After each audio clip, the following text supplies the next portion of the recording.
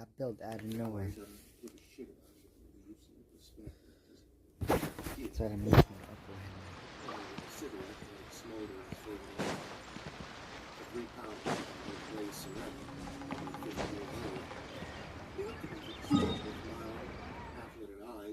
open his beer. Fuck it. It's alright.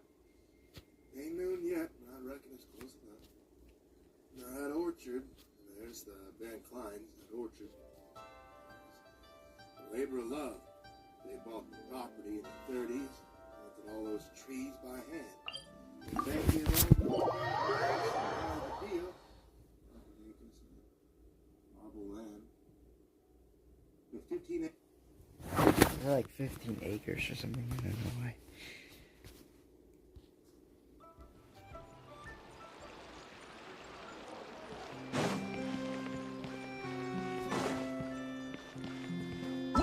Oh wait, what class is this again? Art 1.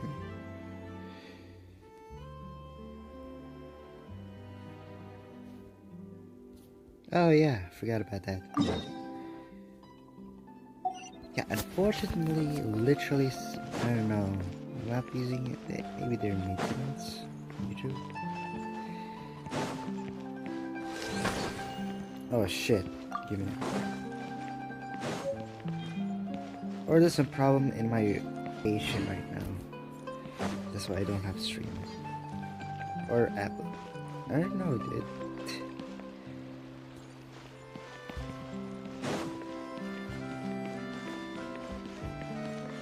What's going on here, mate?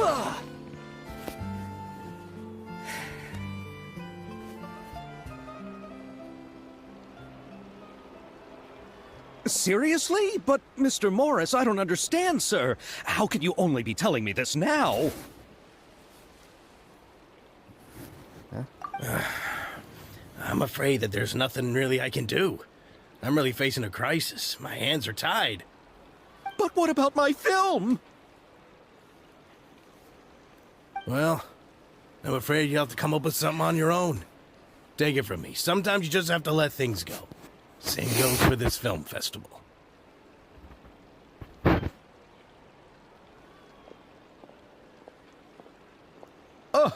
Oh. Hey, isn't that Xavier? So he's back in Fontaine now. Xavier!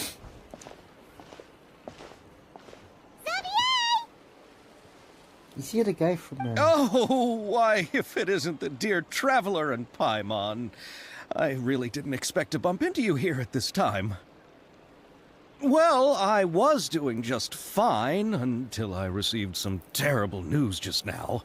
The investor I was working with for my upcoming film has fallen upon some hard times and is no longer able to provide the promised amount of funds. Can't you just find a different investor? Unfortunately, that's not how it works. We had signed an agreement specific to the Fontanalia Film Festival, stipulating that I cannot work with any other investors until the festival is finished. The Fontanalia Film Festival? What's that? Oh, is this your first time participating in Fontaine's Fontanalia Film Festival? Then allow me to fill you in. The Fontanalia Festival was established to commemorate the legendary Loch Knights, who went on a quest to search for the Oceanids, and eventually welcomed the Hydro Arconageria. The holiday is deeply connected to the founding of Fontaine, as well as its unique laws and trials. It's one of the most important festivals for this nation. Oh. But what's with that weird expression on your face? It's like you're trying really hard to remember something. Oh yeah, they added some...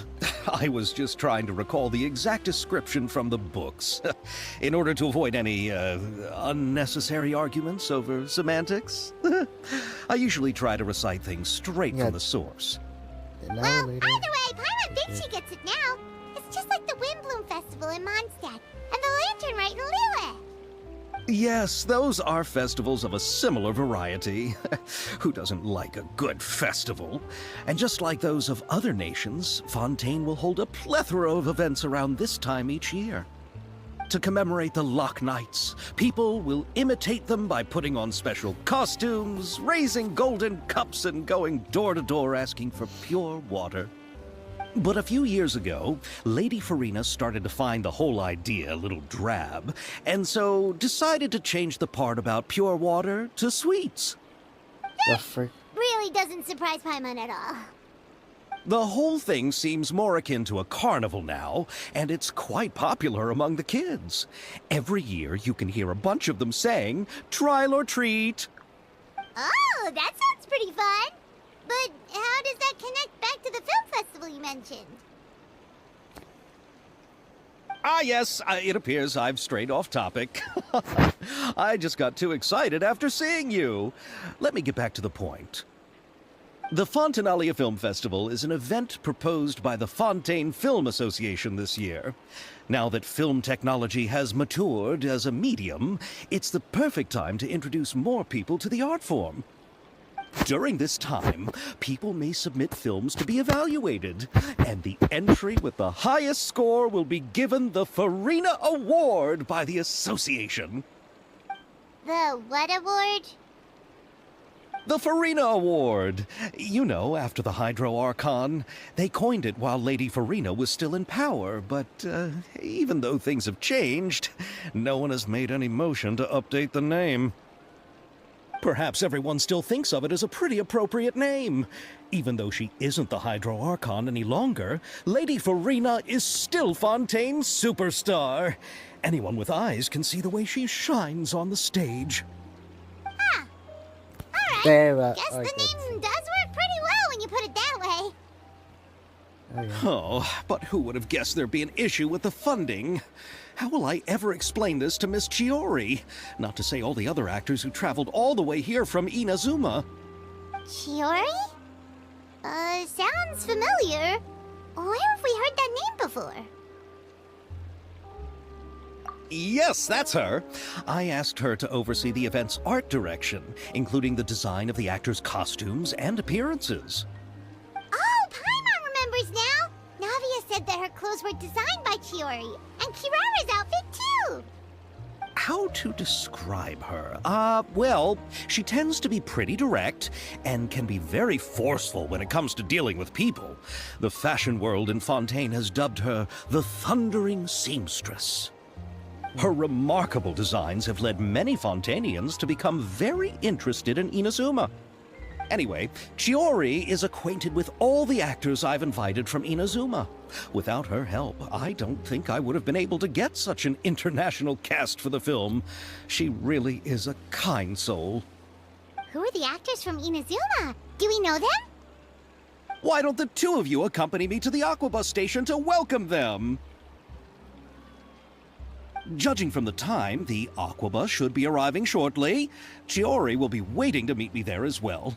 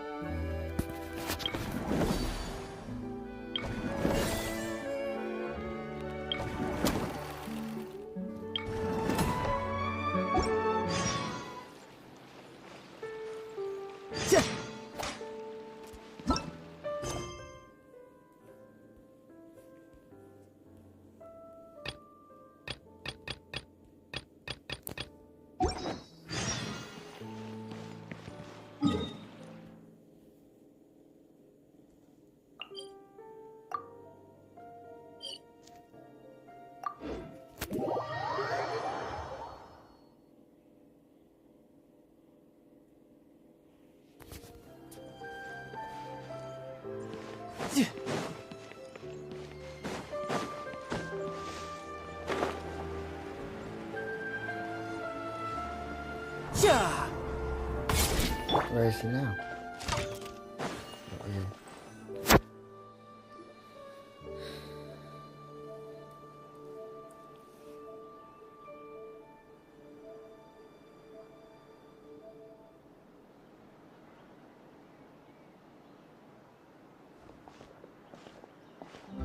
Miss Chiori? Your talk with the investor sure went fast. The Aquabus hasn't even arrived yet. Oh? And who are they? Allow me to introduce you. This is the Traveler and Paimon. Pleased to meet you. Likewise! We've heard the owner of Chioriya Boutique is a skilled seamstress, so it's a real pleasure to finally meet you in person. Why, thank you. I strove to create an outfit that matched her high social station as the demoiselle. So tell me, what happened? I can tell the conversation didn't go quite as expected. Well, it's like this. Whoa. Where did they update the water? I know, Chiori, you don't have to say it.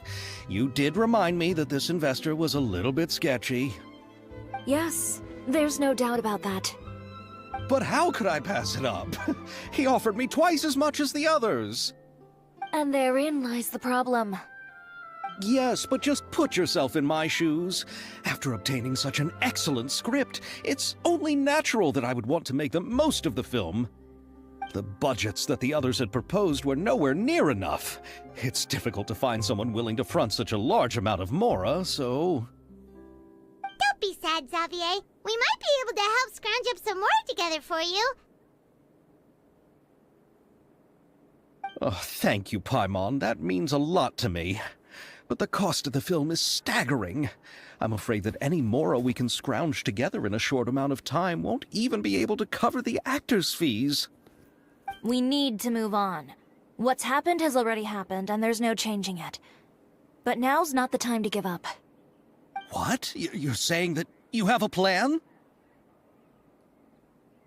No, that's not what I mean. I'm simply saying I wouldn't give up just yet. The actors I recommended aren't just after Mora after all.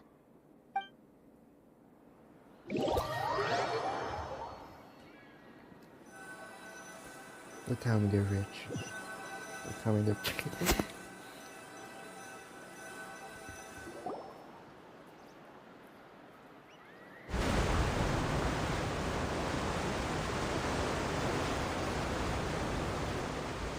Really? Then where do you live? We Malazines live in Marcy Village.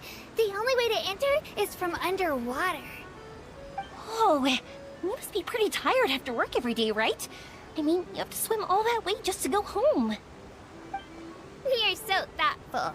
But some Malazines choose to live in the Court of Fontaine because it's so much more convenient. This is our stop. Oh, we've arrived. But I haven't even finished chatting with Aval yet. He's a noble. I also enjoyed Aval's introductions to Fontaine along the way. Everything you described was so clear and detailed that we can't help but want to hear more. Thank you so much. I'm usually working here on this Aquabus, so I hope I'll have the chance to see you again. There are still many more places I'd like to introduce to you.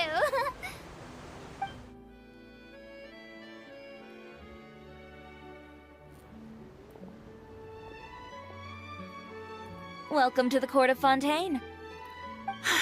Chiori, you sure have changed a lot. This is the first time we've seen you since you left Inazuma. I haven't realized it's been so long. I was in such a rush when I left that I didn't even get to say goodbye. Thank you for extending the invitation, Mr. Xavier. I'm looking forward to a fruitful trip here in Fontaine. It's an honor to have the head of the Kamisato clan visit us. So they're who you meant when you said you had actors coming from Inazuma? Oh? It's the Traveler and Paimon. Wow, what a coincidence! Ayaka and I were just talking about you on the way here. Are you also here for the film? We just ran into Xavier earlier and came over with him. But I'm not an actress. Sir Kamisato and Lady Ayaka are the real actors here. I'm just tagging along with Ayaka to have a good time together. About that, I mean, How was I supposed to contact you when I was making preparations for the film? I figured you were probably busy, and I didn't want to disturb you. So I could only keep you in the back of my mind while I sought other actors to play the lead roles in the film. I had been thinking about a surprise reunion with you during our trip here, but you still managed to surprise me first. Oh, so you all know each other already! My, what a coincidence! What are the chances everyone could be brought together here like this? Why don't we go to Hotel de Boer and catch up over a meal? I've already made a reservation. Huh? Did you reserve 2 spots for us too? Yes, of course, of course. I'll be sure to tell the boss to serve a few more delicious dishes just to make sure there'll be enough food. Very well.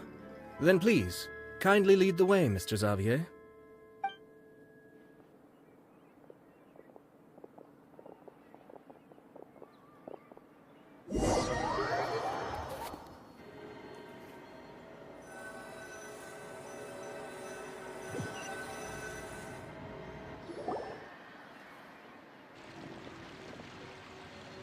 Wow, the buildings in Fontaine are so tall. Just look at how big they are. And there's the fountain that Aval mentioned earlier. It really is a magnificent sight. And look at that huge spinning sphere. Where does it get its power?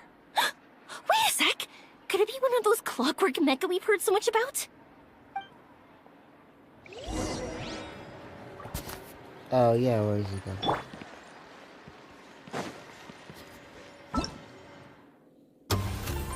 I'll be getting more excited with this child. 'Cause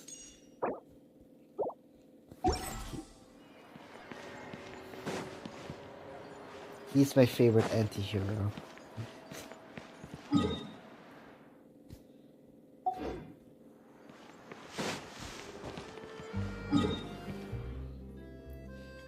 It's quite disappointing child didn't actually get a voice line in freaking our conquest.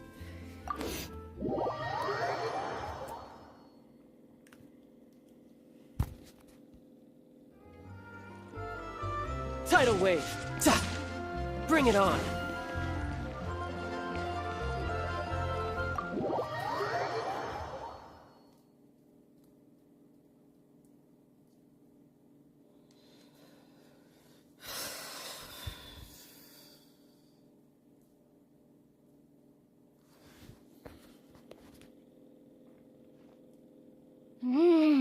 So this is what food from Fontaine is like. It sure is different from what we have in Inazuma. How should I describe it?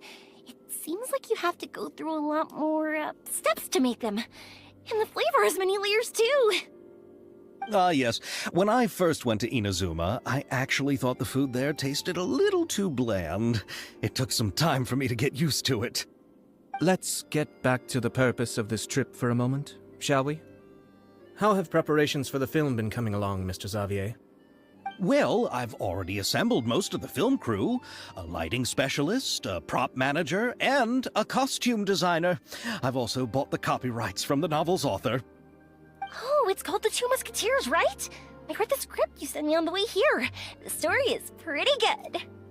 Originally, I was planning to start filming as soon as Sir Kamisato and Lady Ayaka arrived in Fontaine, but I'm afraid I've run into a bit of a problem.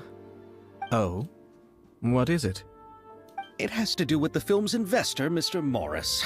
He suddenly informed me this morning that he's encountered some financial trouble and will be unable to release to me the amount of funding agreed upon. It's said that Fontaine's legal system is well developed. If he has violated the contract, then can't you simply take him to court over the matter? Well, I'm still more concerned about filming. Even if I were to take him to court, I'm afraid it would take months before the case could even be heard. Then, is there a way we could raise funds ourselves to solve the problem? I've considered that option too, but unfortunately, it's difficult to gather such a large amount of mora on such short notice. Besides, we have to consider the film festival's submission deadline. Oh, what? Mr. Xavier, if Ayaka and I were willing to perform for free, Would that resolve the problem you are currently facing? What? No, out of the question. To have you come all this way just to act for free? Oh, no, that won't do. There's no need to worry, Mr. Xavier. My brother and I had actually intended to work for free after receiving your invitation. Inazuma has only recently reopened its borders, and needs to strengthen its relations and cultural ties with other nations. We didn't have many collaboration projects with Fontaine in the past, so we hoped this trip would serve as a good start for the future. Indeed. You could say that's the real reason why the Yashiro Commission agreed to come to Fontaine.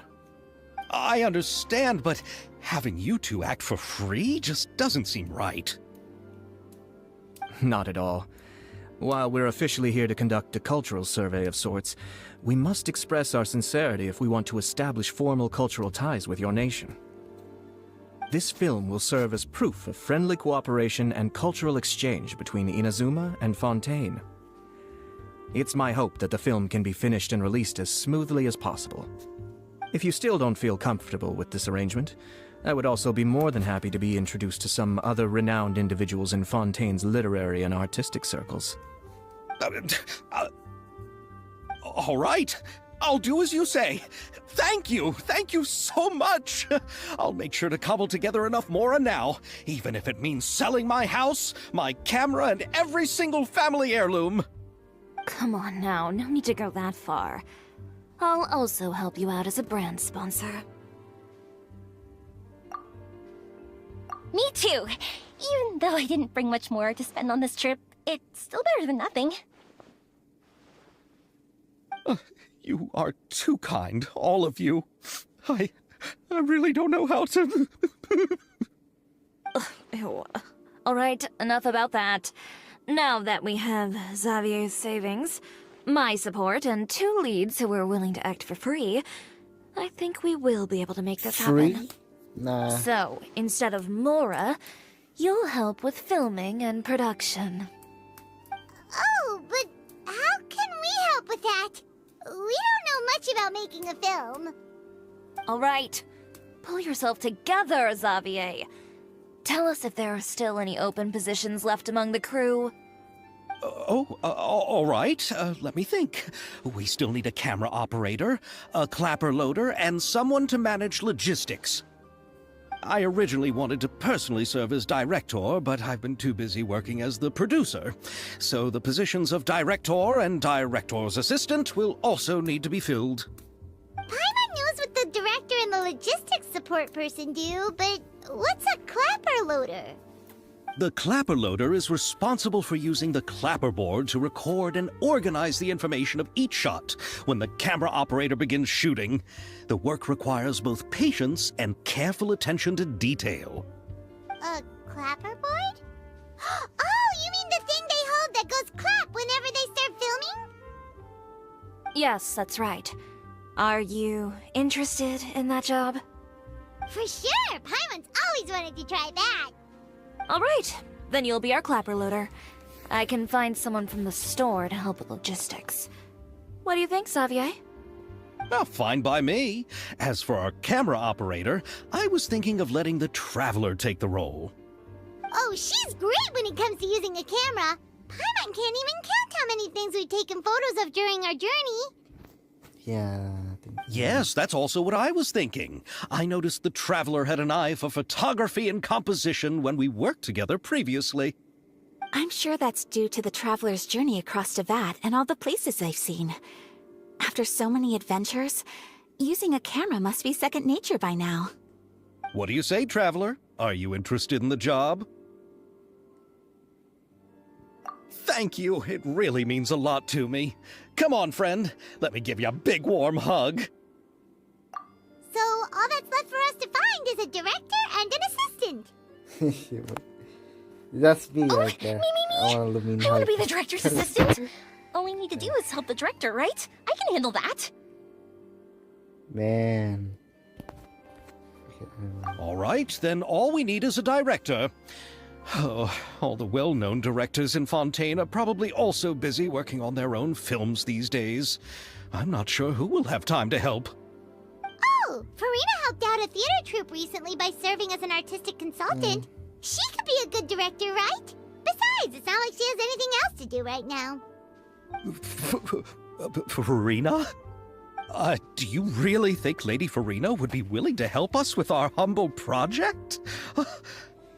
Isn't that the name of Fontaine's Hydro Archon? My brother has already informed me about what happened here in Fontaine. Yep, that's her. She helped out a theater troupe not too long ago, and now she's taking up work as a director. Well, Oh, I saw that musical. Her performance was perfect, and the storyboards were also excellent. Don't let her former identity intimidate you. She's the best candidate we can think of right now. You'll never know until you give her a shot. fine. You're right, Shiori. I'll do anything for the sake of my film. Anything! Then I'll have to ask the Traveler and Paimon to show me the way to Lady Farina's residence. I just hope she'll agree to help. Do you need us to also come along? No, there's no need to trouble you with this. Besides, you've just arrived in Fontaine, and I'm sure there are many places you would like to visit. Just leave this task to me. It's part of my duties as the producer. Very well. Then we'll be waiting to hear the good news. I'll go with you. By the way, you might want to consider bringing a gift. And don't worry, we won't simply drop you off at Farina's place. We know Farina pretty well by now, so having some familiar faces there should help your chances. Besides, the whole thing was our idea in the first place. All right, then I'll start making preparations. As for the gift... A gift for someone who was once seen as the Hydro Archon. I wonder what she would like. I recall that Lady Farina once fancied a clockwork ring, so perhaps I should get another exquisite clockwork contraption for her. Huh? Can't we just bring some desserts, like the Fontinalia mousse? What? But wouldn't that be a little too cheap? She does like desserts, though. Isn't the Fontinalia festival happening right now? I heard Aval tell us on the Aquabus that Farina introduced the tradition of going door to door and asking for sweets. To do something like that, she must have a real sweet tooth. I agree with Yoimiya. If the gift is too fancy, it might actually make her feel more uncomfortable. Alright then, let's go buy some Fontinalia mousse. That was new. But will that Yeah. really be enough? We'll be asking her to do a lot of work, you know. You're right. We need to further sweeten the deal. Huh? You want something even sweeter than Fontinalia mousse? Yes, we'll need a gift that's sweeter than any dessert in the world. But what could that be? What is that? Your words of praise.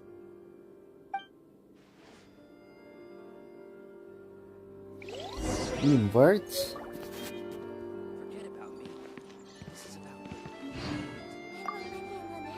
Looking forward to the good news.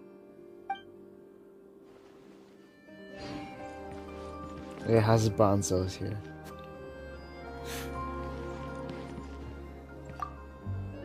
You go ahead. No need to worry about us. Oh, I hope Farina will like the gifts we prepared. Oh, and if you still think we should get something else for her, just let me know. I should be able to make some fireworks.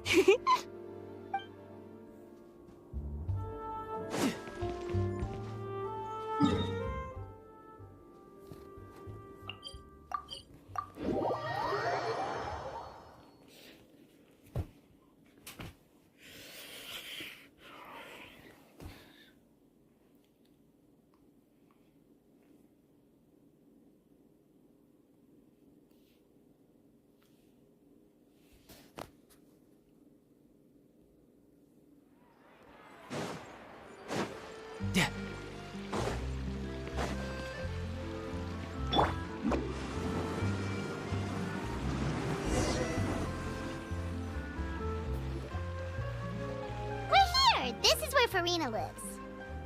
Okay, I'll go knock on the door.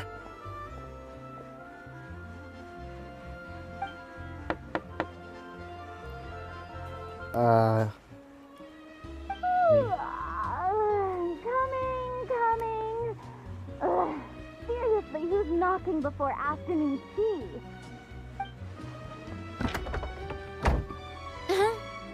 Who are you? Lady Farina, please allow me to introduce myself. I am Xavier, a film director. Hello.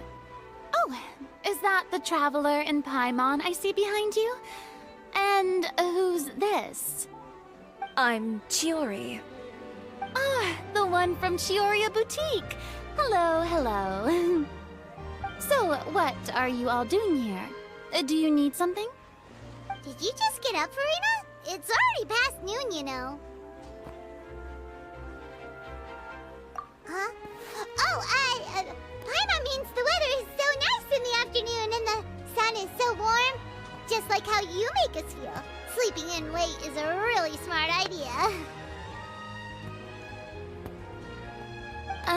No. I was just up late last night reading some novels.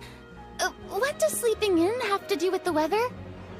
This is a small gift we've prepared for you, Lady Farina. We hope you like it. No need to be so formal. I'm just a regular person like everyone else now. Oh, is this Fontinalia mousse? It's one of my favorites.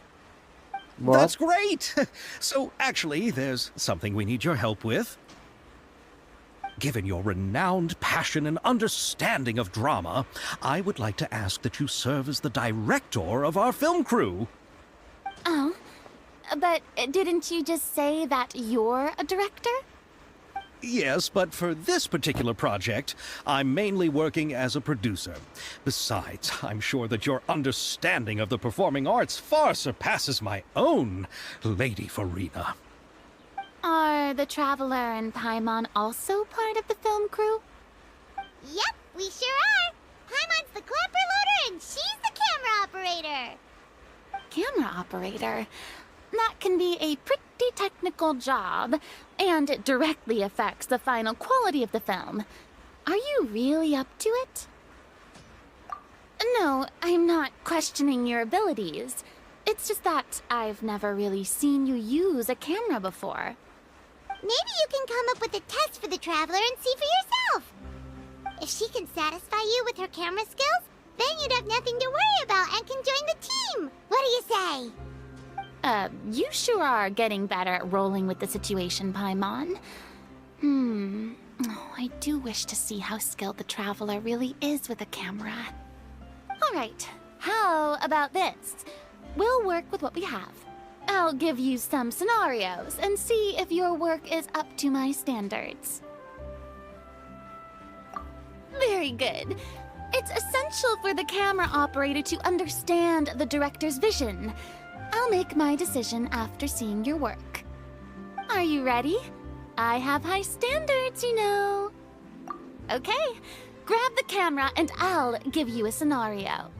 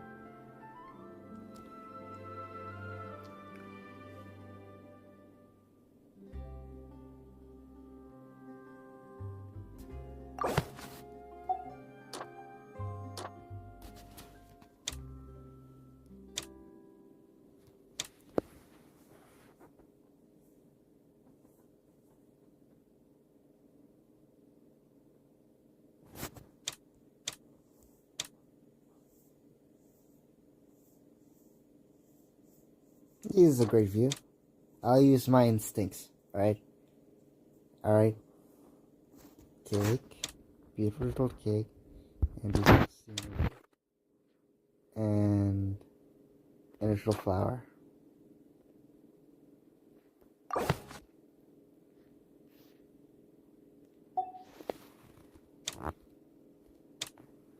I'm dumbfounded, dear. I'm dumbfounded here, mate. Dumbfounded here.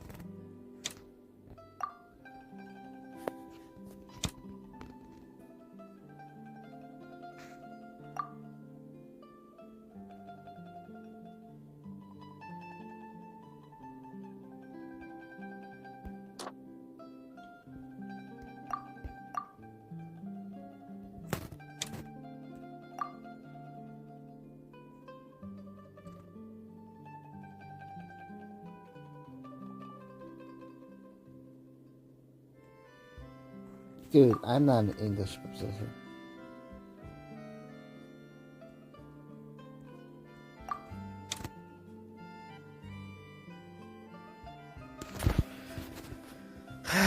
Smell like I don't know.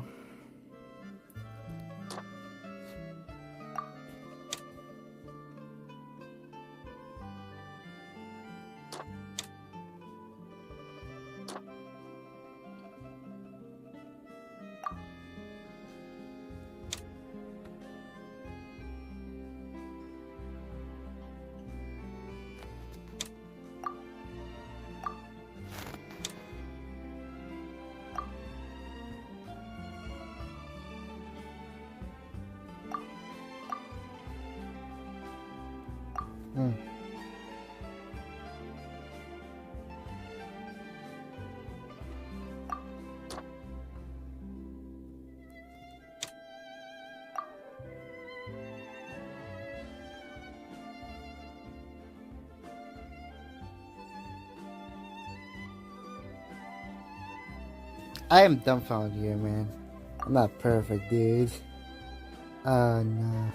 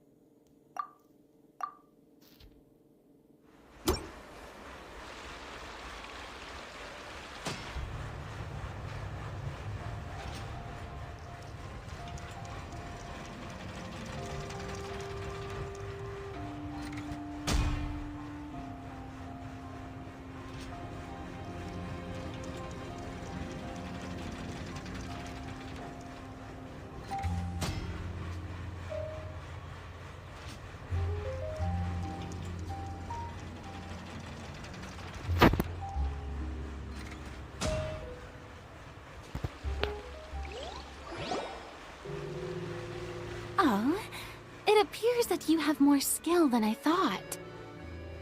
All the shots had a great composition, and I could really feel a connection to the characters and their lines. Yeah! Does that mean you agree to be our director, Farina? Did you think I would agree just like that?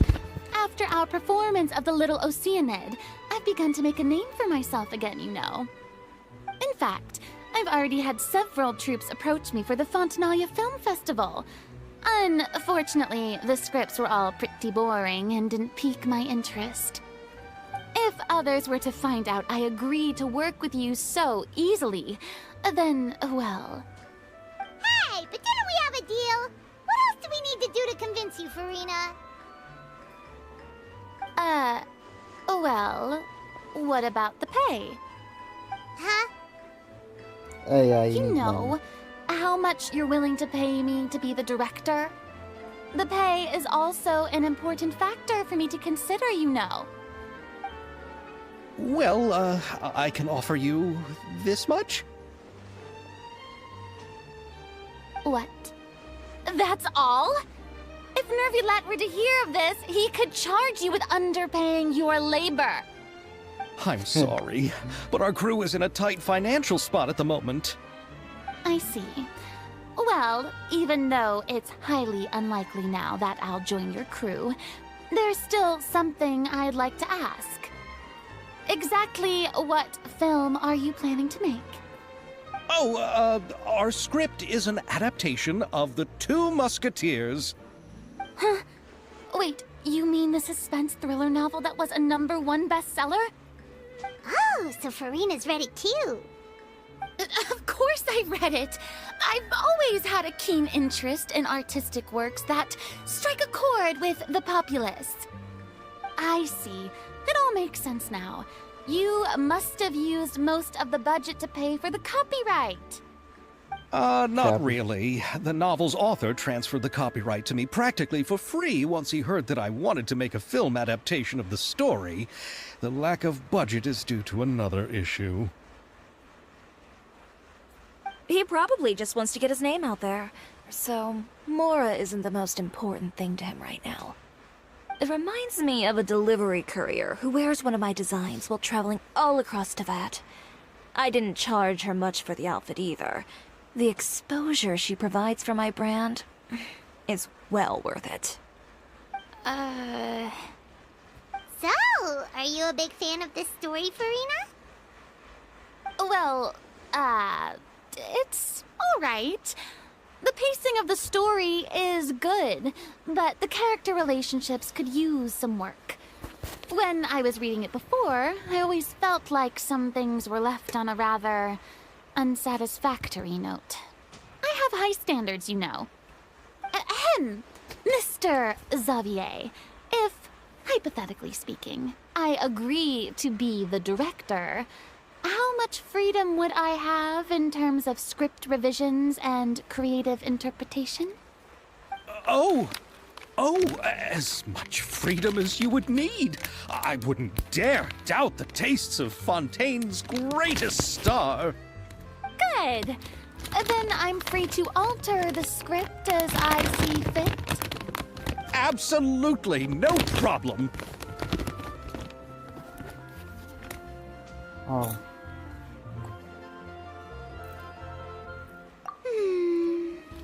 All right. It seems that your crew really can't go on without my care and direction. So, you agree? Yes, I agree. Although the pay is well below what someone of my caliber deserves. A great script calls for a great director. I mustn't let a perfectly good story be ruined due to lack of funds. If you have fine cheese and bread, you wouldn't just let it sit on the counter and get moldy just because you lack an oven, right? Oh, Hydro Archon above! I'm not dreaming, am I? Somebody pinch me. There's no more Hydro Archon, you know. And it's still a little early to celebrate. There's a lot that goes into shooting a film. Although the trickiest tasks of finalizing the script and casting the actors have already been taken care of, we'll still need to reserve filming locations. Not to say set up lighting and props. And by the way, since we'll be filming The Two Musketeers, we'll need to find an action choreographer. Ideally, a professional who has actual experience with muskets. Yes, I've thought about this as well. I was hoping that you might know someone who could handle the job. Nope. Me?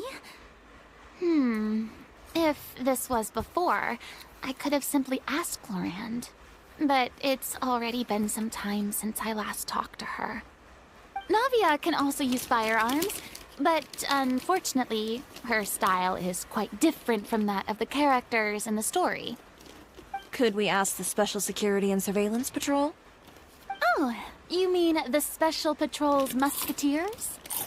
Yes, that's right. They work with muskets every day. I can't think of anyone more qualified than them. They They would be under Nervilette's jurisdiction. Unfortunately, I, don't have any connection with them at all. So, in the end, we still have to start by talking to Nervilette. No need to go to all that trouble. I know their Captain Chevres. Oh, you do? Wait, Chiori, how do you know the captain of the Special Patrol's Musketeers? No particular reason. Running a business means dealing with some trouble from time to time, and she's helped me out on a few occasions. In return, I've helped her handle a few situations in which the Special Patrol couldn't get involved directly. So, we've gotten to know each other over time. So you're saying there's been times when the Special Patrol needed a fashion designer to handle a situation? Your work is becoming more and more mysterious. It'd be best to keep it that way. Anyway, enough about that. What do you all think about asking the captain to be our musket action choreographer? She sounds professional enough. She is a captain, after all. I have no objections. Oh, yeah. But I imagine the Special Security and Surveillance Patrol must be busy with their duties. Do you think she'd really have time to help us shooting a film? And then there's the issue of pay. Well, it just so happens that she's also not the kind of person that's just after Mora. As for whether she has time, I'll have to go and ask her first. Then I'll leave that to you. Macaroni's on sale today, so I've got to go. You can just tell me how things went when we discuss Again? tomorrow's plan later. Really? No problem. Having Farina join feels like a big boost to our team. Of course. Just wait until the day of our premiere. You'll witness the true power of my name in these lands. You'll be so glad I agreed to help. I can guarantee that even the standing tickets will be sold out. I'll be sure to ask some people I know to see if they'd be willing to act as extras. Seems like you're finally getting more comfortable with your own reputation now. I didn't ask for the Clapper Loader's commentary, Paimon. Then let's get going. I happen to know where Chevres is today. By the way, I'm curious. If my pay is so low, then what about our two lead actors? Didn't they travel here all the way from Inazuma? Actually, they told us that they see the trip as part of a cultural exchange, so they didn't ask for any pay. What? So is every person in Tevat who doesn't want money gathered here to shoot this film? Don't tell me Chiori isn't being paid either. I already knew Xavier from before, and he's also agreed to give my brand some good exposure. It seems the gods have really smiled upon you, Xavier. And that certainly doesn't include me, mind you.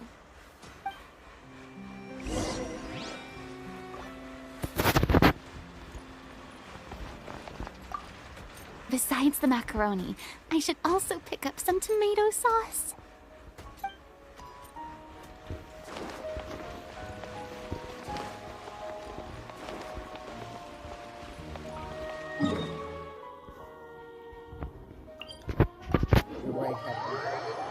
Mint flavored dogs.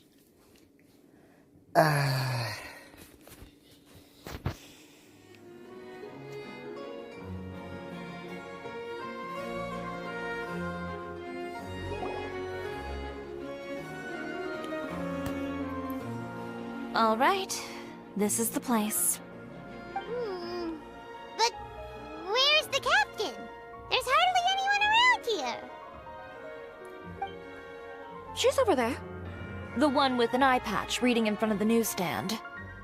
Oh, her! Paimon could tell there was something different about her. She seems kinda intimidating. Please wait here for a moment. I'll go fetch her. She's working now, so you might not want to get in her way. Working? But isn't she just standing there and reading a novel? Just trust me. Oh, alright, let's see what happens then. Chiori sure is a mysterious person. She claims just to be a fashion designer, but she knows all these powerful people. The court of Fontaine isn't particularly tolerant of visitors from overseas, Oh so my it God. isn't easy for a foreigner to promote their brand here. Even more so in the competitive world of fashion. Even a local like me just trying to make a film has to face all kinds of challenges. So I can only imagine what Chiori has been through to get where she is today. I'm sure that having more connections has definitely worked in her favor. Reading on the job? Detective novel. The hell? One main character? No. Multiple. Branching storylines.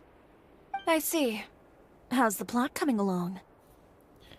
One of the main characters is about to make a choice that will affect the rest of his life. I'd wager he's going to make the wrong choice.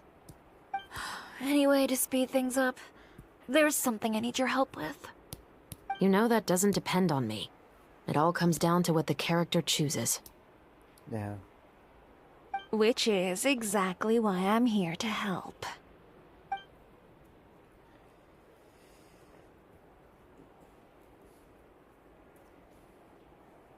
Oh, I mean, those guys are bad guys there. All right.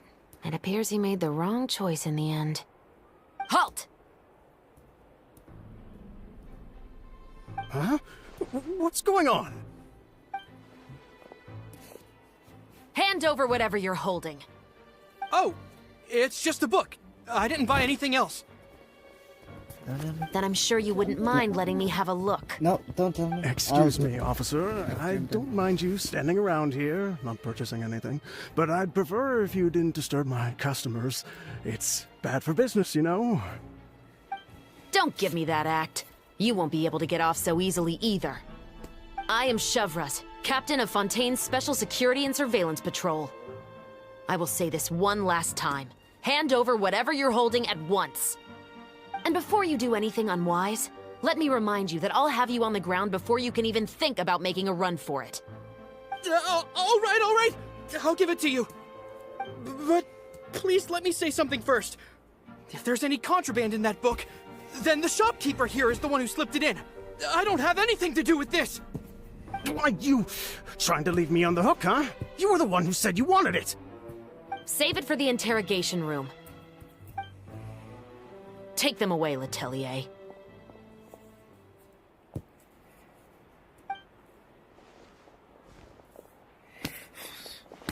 What's going on here? One second you're reading a book and the next you're escorting people away.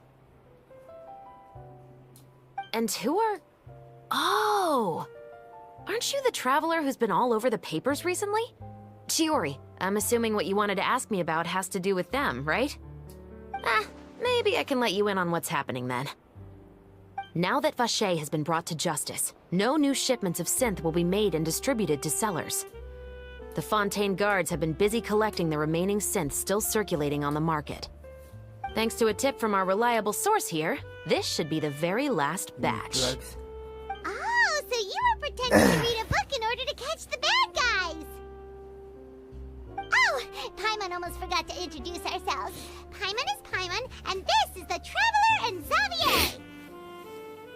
Hey, I'm Chevras. You probably already heard me introduce myself, so I won't bother repeating it.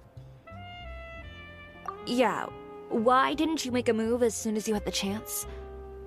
Were you worried that my intel wasn't accurate? No, I wanted to see if the shopkeeper would turn himself in first. All he had to do was come up to me and say that he didn't know where the synth had come from. If he did that, then I wouldn't have had to press charges on him. He had the whole day to turn the synth over to Chevras. But instead, the moment I came up and blocked Chevras' line of sight, he took the opportunity to sell it off.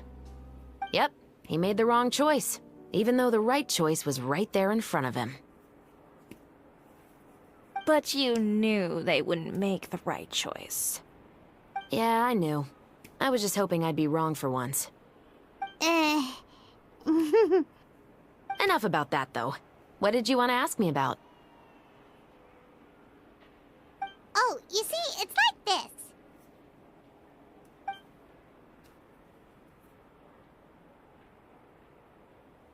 The Two Musketeers. You certainly have a good eye for a story. So what do you need me to do?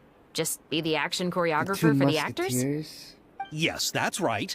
I want to make sure we get all the details right. I want the actor's posture and understanding I of heard that firearms to before. be as That was a realistic as possible. However, I'm afraid this work And will then require a bit of your know. time, since you'll have to be present whenever we're filming. Also, as for the pay... No need to say any more. I'll join. Huh? Just like that!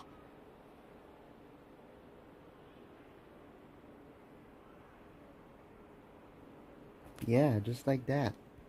Really? You're willing to help us with our humble film project? Sure, it's no big deal.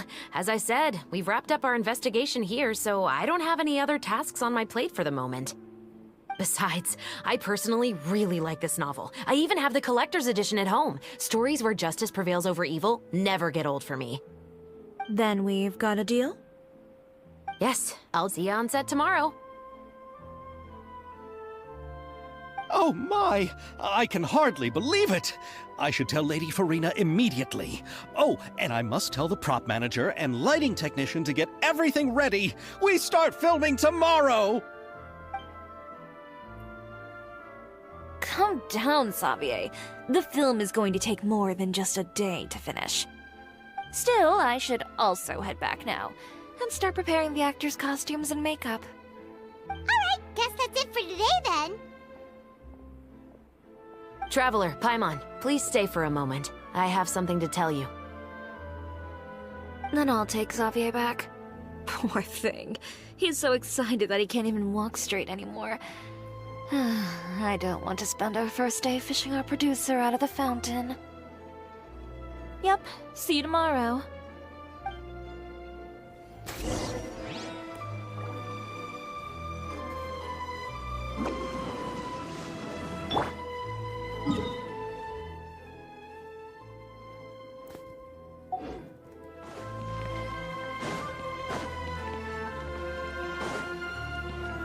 You're mine.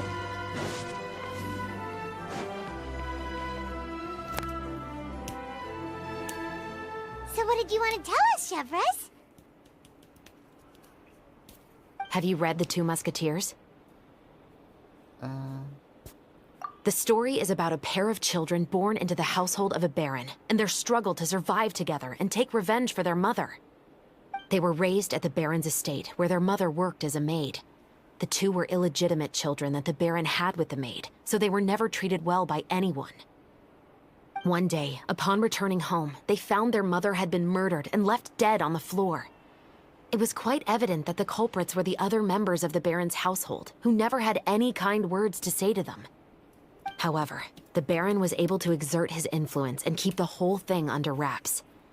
The mother's death was eventually deemed as a suicide, and there was no chance of bringing her murderers to justice. The two siblings decided to flee and someday avenge their mother.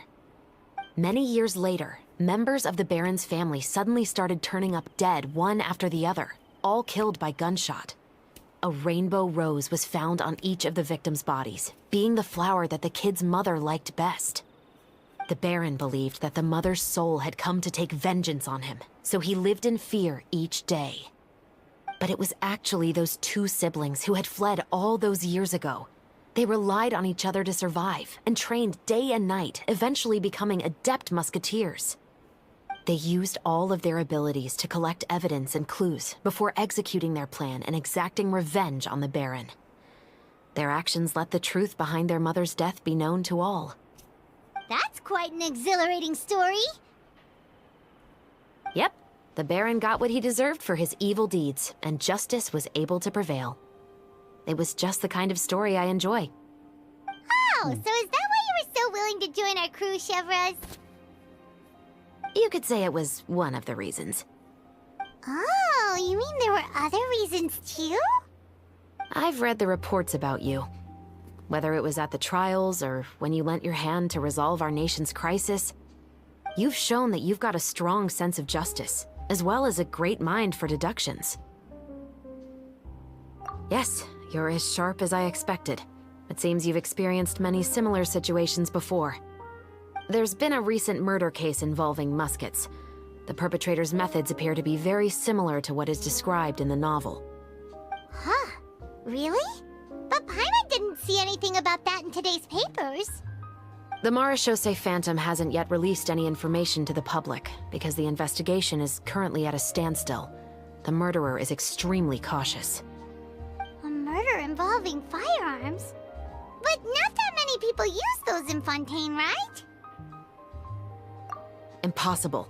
We perform a routine inspection of our firearms and ammo reserves every day.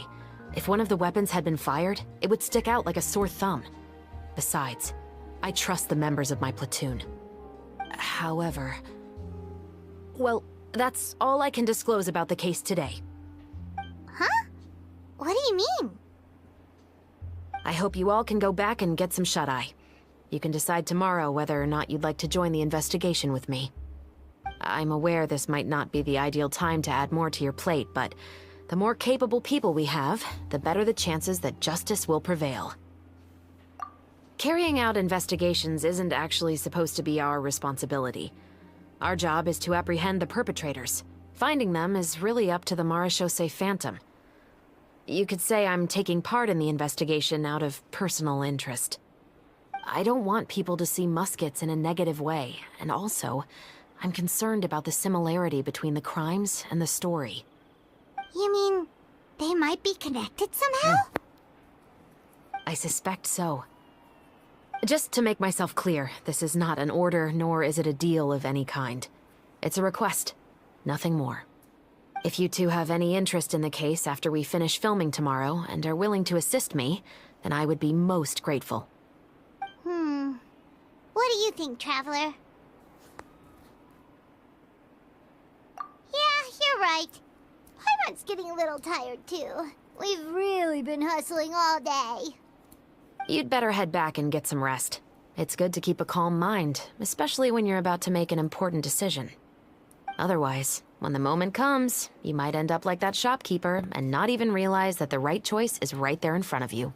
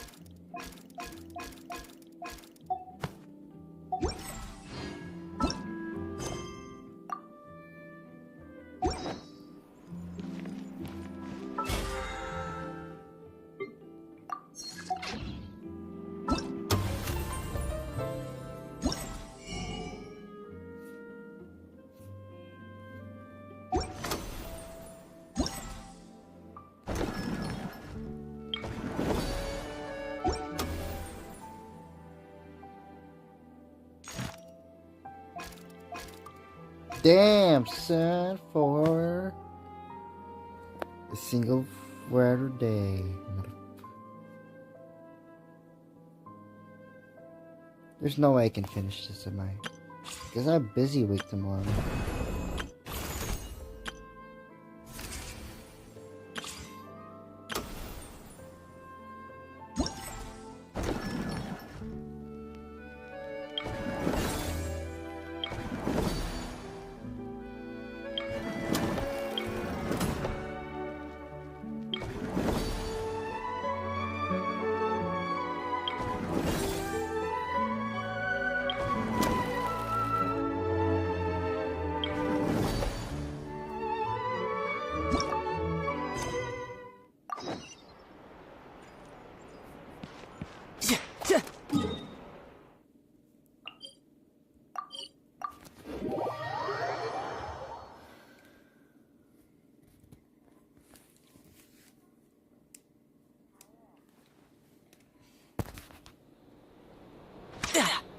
Damn, son. I didn't see the battle cards. It was tricky.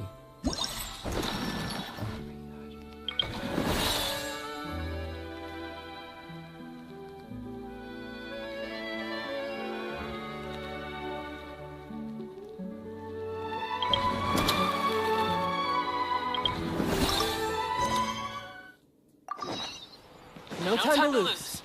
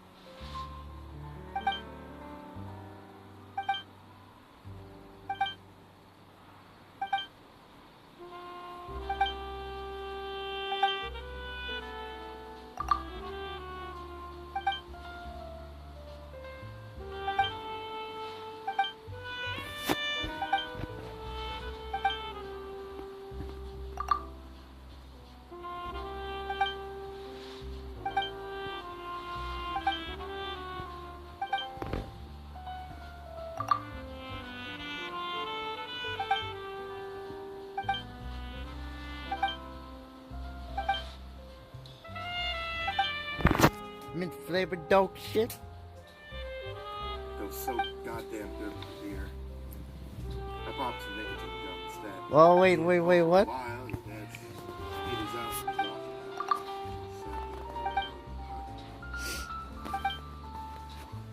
Getting late.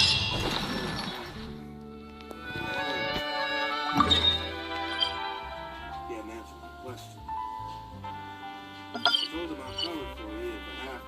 Well, you're my brother, but you have to tell me the truth. See, you don't talk about it, but I think maybe you should. Mint flavored dog shit. Long sigh, and he says, "Do me a favor, Henry. Go in the house. Take whatever you got. I abruptly found myself wishing for smoke. The cigarette was so goddamn good with the beer. I popped some nicotine.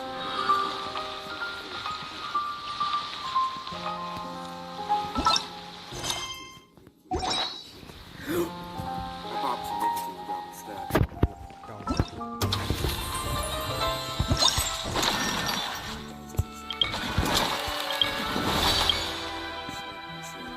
Stick to your guns. I know this one is a sniper.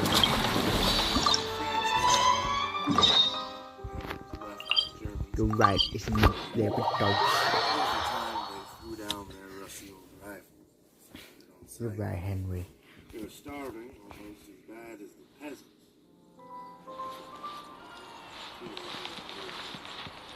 Some of them didn't have any ammunition. Still dangerous work. The Nazis retreated and left all kinds of booby traps. The GI would lean down to pick up a German helmet off the ground and get blown to smithereens. He'd get fired on by snipers and someone started screaming. Another death and destruction. Where they went, bodies laying in buses, wheeling around the station. The wind stopped the window and a sudden blast of rain made me jump a bit in my chair. She was getting too wild out there. Now I'm not driving home with us.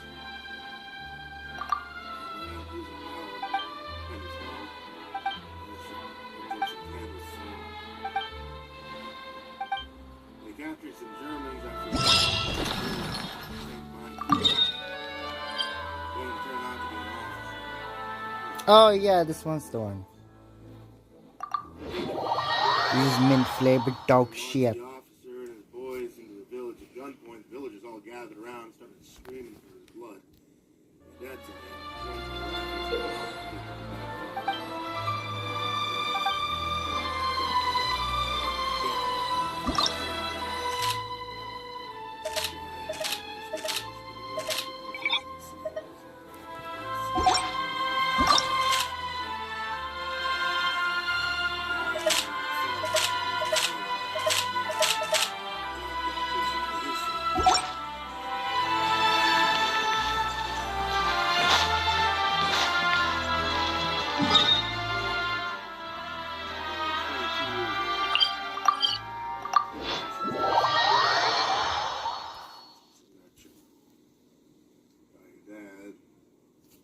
guy goes into the tent with it.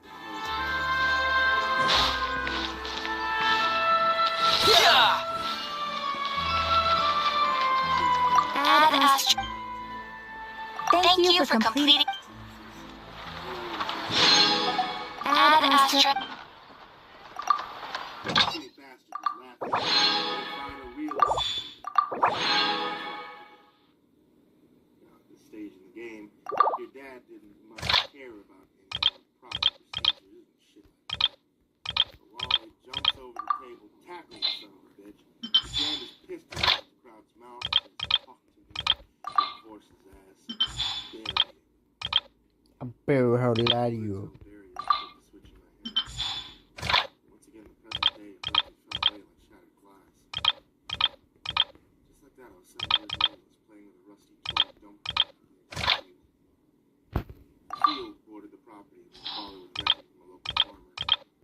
It consisted of a grubby little one-story house, a heavily rutted gravel driveway, and a quarter-acre of scraggly weeds and detailed dirt.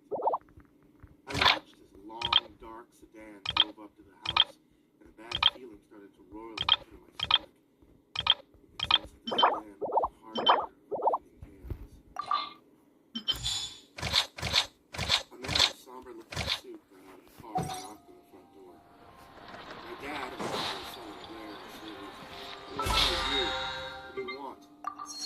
The man thrust a manila envelope into his hand, and Dad immediately leech, parasite, goddamn greedy, good-for-nothing crook. Dad crouched down to look at the man through the driver's side window as he threw his car into reverse. And he shrieked, "I'll bury you. You hear me, asshole? I'll bury the whole fucking lot of you." Henry gave me a watchful look and said, "What? Dad, here from me. And I cracked a sad grin. I'll bury you. I'll bury the whole lot of you, man.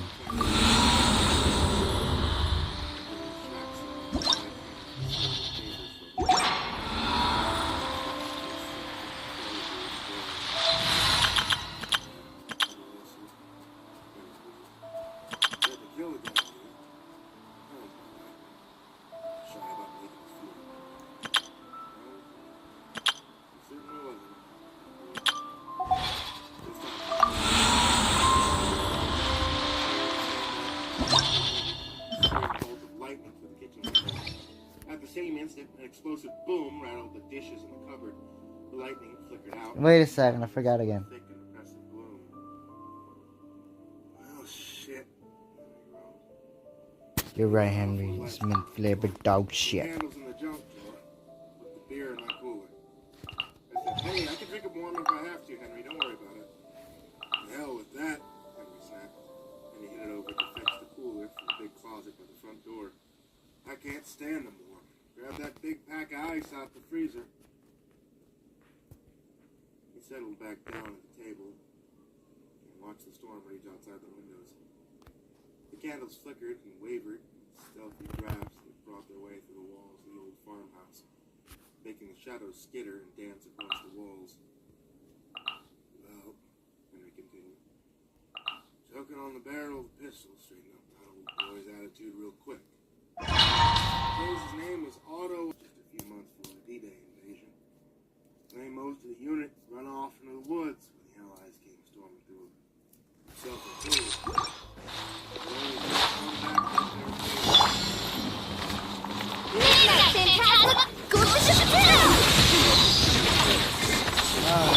Let me read your heart.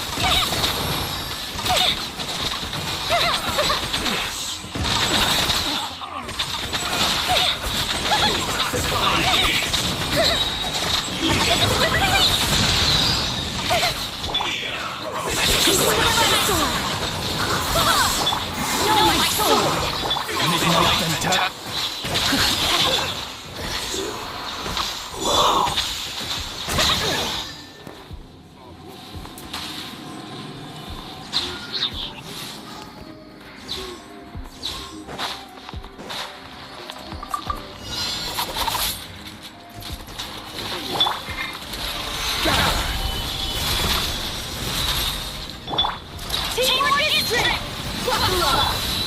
really think about it. Hesitate! Speed of light!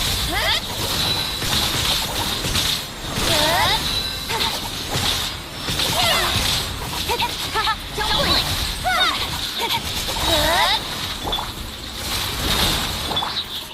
Lots off!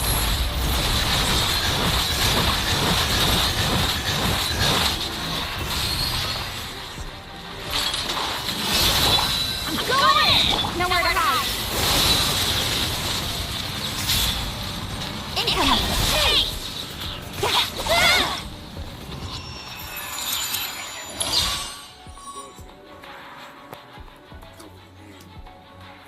Wally said that he had walked outside and went down there. He found his men talking with a few of the villagers. One was a kid barely in his teens, a boy named Jean-Paul Desjardins. I tapped my knife and said, the initials.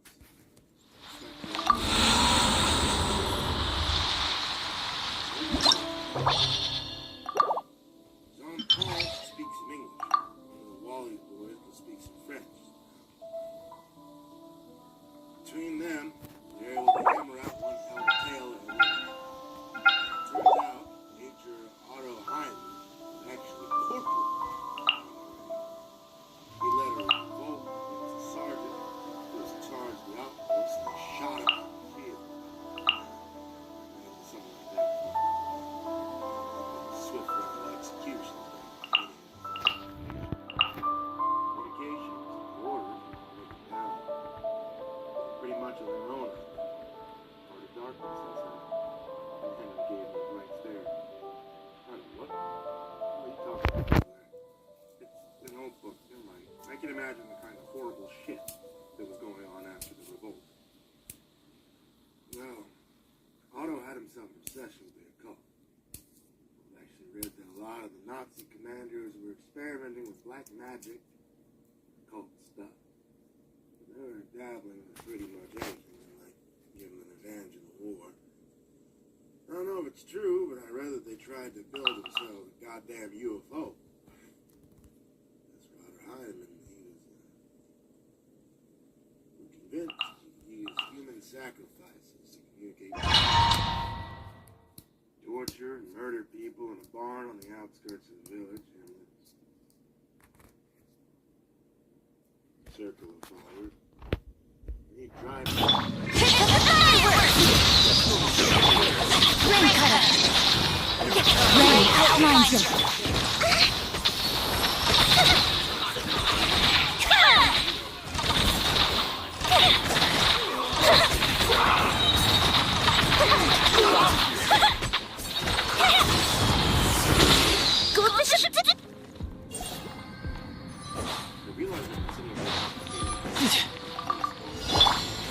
Time for takeoff!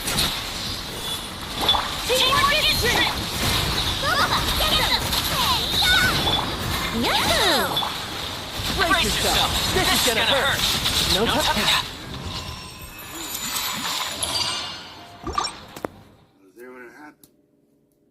And he unbuttoned his shirt and showed the healing cuts on his back. They hung him from a support beam by his ankles and led him into a circle with Otto Jr. Where each cut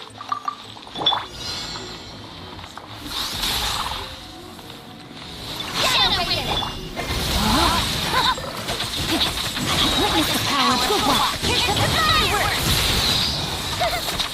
The beam split!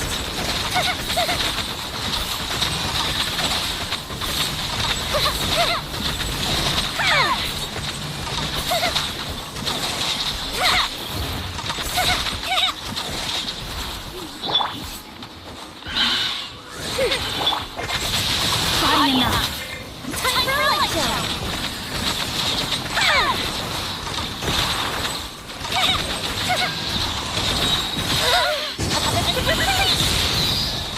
Midnight Phantasm. Barbados, guide us! I summon thee!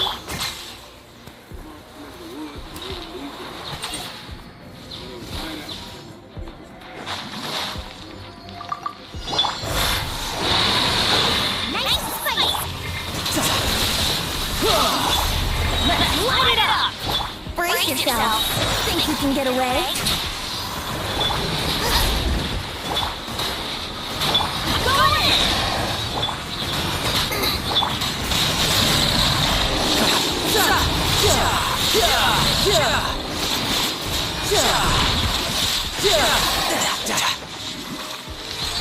Time for takeoff. Here we go.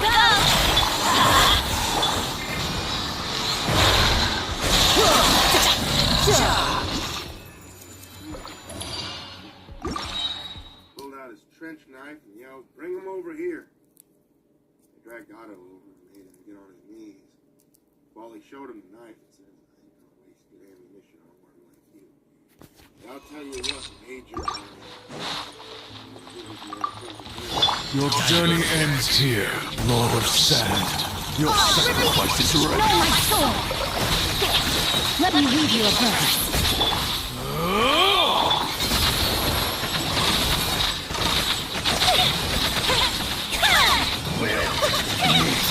Pound into the ground!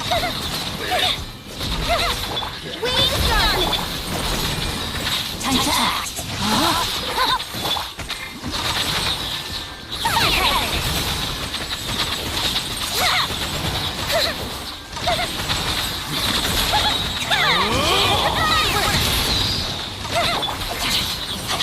I swear by my sword.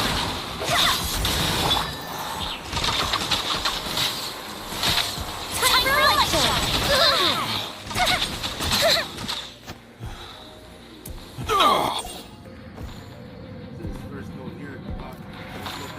No time to lose.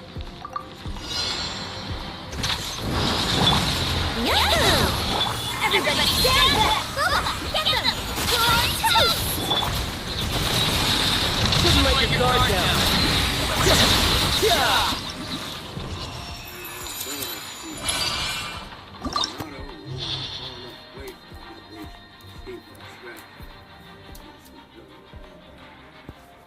Well, he didn't have a choice but to leave him suffering. He was Otto for the war. Open up the steep cliff and go to the river. Otto stopped. Took a shot in his rifle and missed. We defeated him. Ran right up and jumped off the edge of the cliff, while he scanned the river below with binoculars from behind him. Jumped off the cliff, right? They held up a hand and said, "Just a second, please. Let me get in that cool. I'm dry." Took up the tab and drank a third of the can. He swallowed. My biceps and forearms were throbbing from the sobbing. The beer was definitely helping. I felt pain. It's going down smooth, as it always did. Definitely my father's son. I cleared my throat and asked, "I'm guessing Grandpa was a boozer, wasn't he?" Henry looked at me and he said, "Talking about your biological grandpa, I suppose. Again, bootlegger. After you left this sacred swim in the middle of nowhere. That tells you anything?" And I sighed, "Yeah. Surprise.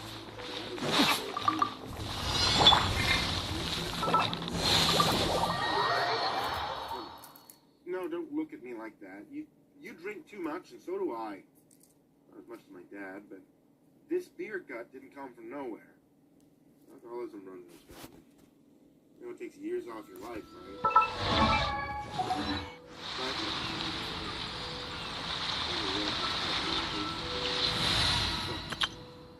I'm telling a goddamn story over here, kiddo. Do you mind? I'm just saying that maybe we should...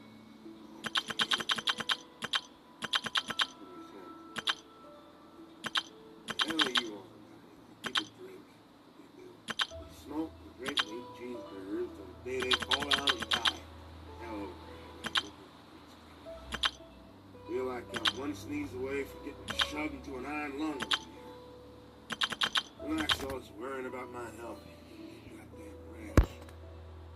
I'm stunned in silence. Henry put down his beer and mimicked my open-mouthed expression of shock so accurately. Come on. What do you want? Lay off with the weird looks and questions all the time. I'll die when I die.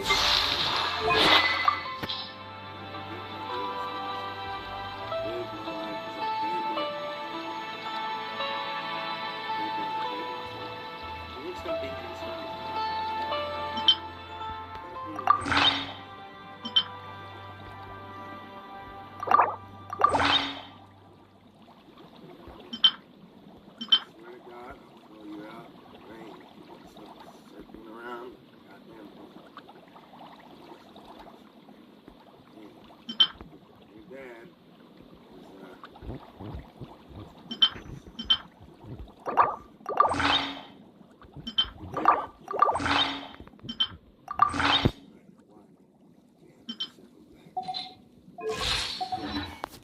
place is pretty dead.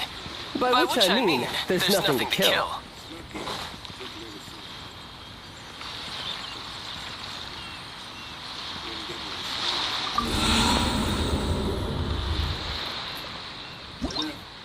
Dead and dying man in the woods double timed it back to the village. He stumbled over the first body of the car. It was one of his men. While he could see there had been a battle, he decided lost. Found the rest of them lying in the street. Otto's boys stripped them, lined them all up, executed them.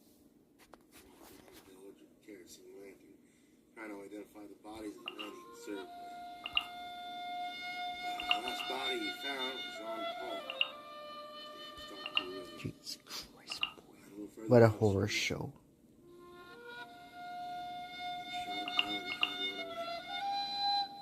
Wally rolled the kid over and saw there was something clenched in his hand. Right open his cold finger, and there it was. The very same pocket knife that's sitting here on my kitchen table. He opened the blade and saw it was sharp. He lost his trench knife. Jesus Christ, boy. What a horror show. Tucked it away, started thinking about what he was going to do next. He destroyed the radio before they left. They ransacked all the supplies. What a horror show. No time to lose. Think you can get away? We go! Go in! You can run! Let's play!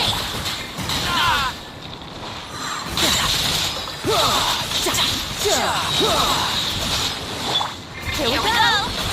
Time for takeoff! Everybody stand back! Brace yourself! This is gonna hurt!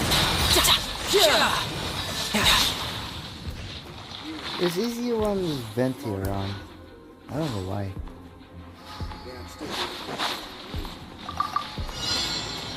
I don't have Kazuha, man. Ring cutter! Midnight City! Wait to the wicked!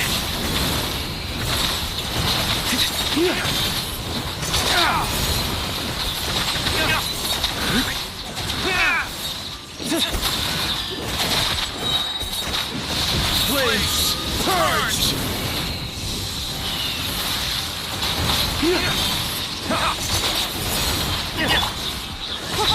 Rain outlines your fate.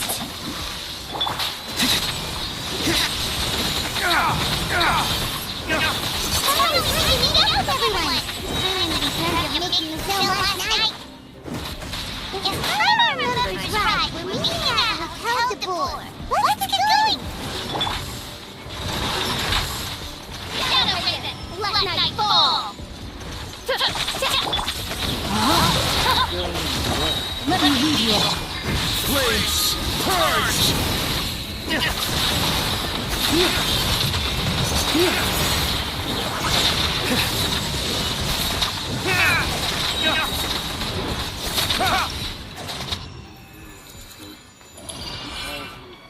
Jesus Christ, boy. What a horror show. He said, I did, I gave you an offering, and now I want to ask for something in return. Is it the crease swirl? I don't know why.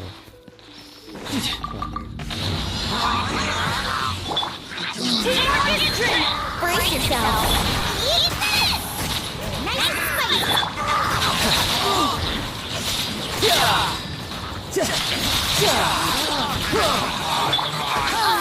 Think you can get away? Let's light it up! Everybody stand back!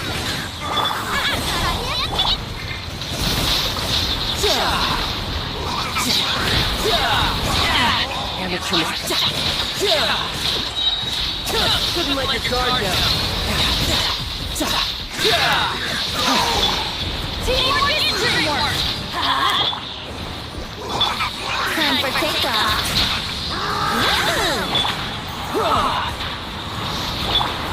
Let's light it up! Here we go!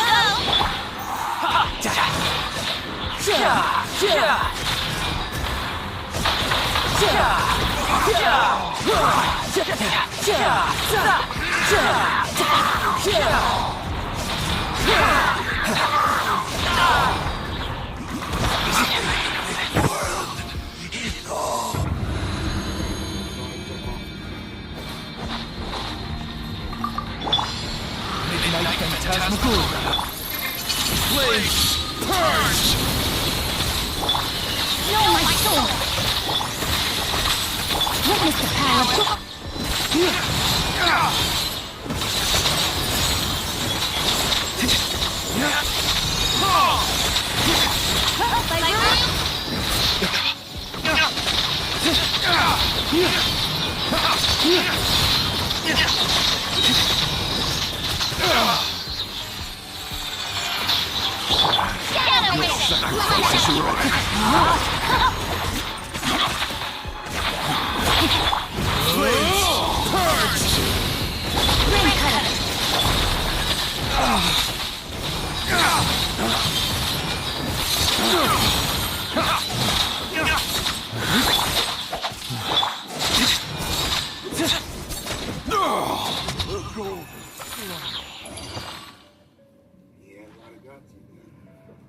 Wasn't a good man. Kept following a distant light. Every time he drew close, he'd disappear and reappear somewhere from nowhere. For an hour or so. Kept it over the knew they'd be in there sleeping off the store. Everybody stand back!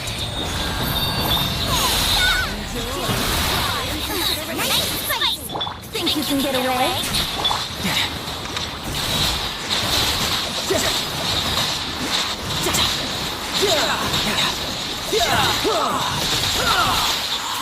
No time to lose. Who's next?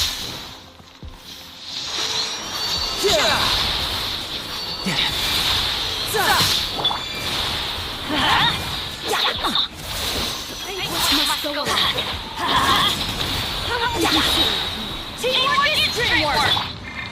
Let's play! Just brace yourself. This is gonna hurt.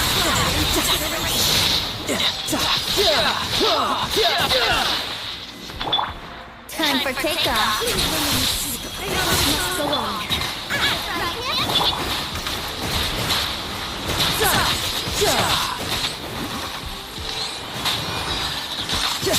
Let's light it up! Here we go! Everybody stand back! You're toast!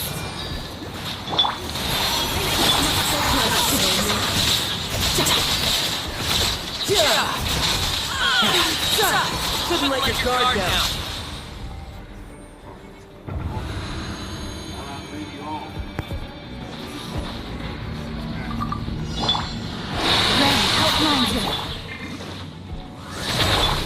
Blaze! Purge!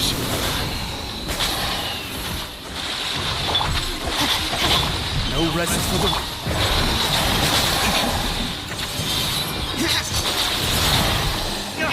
Wings of darkness!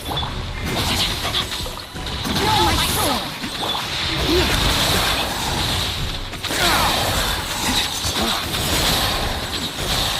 Witness the power of the rock! Dawn, break forth!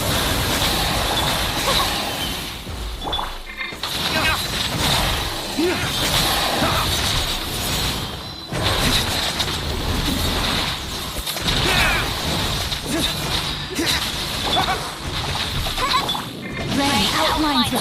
Wait, hear me. On reveal!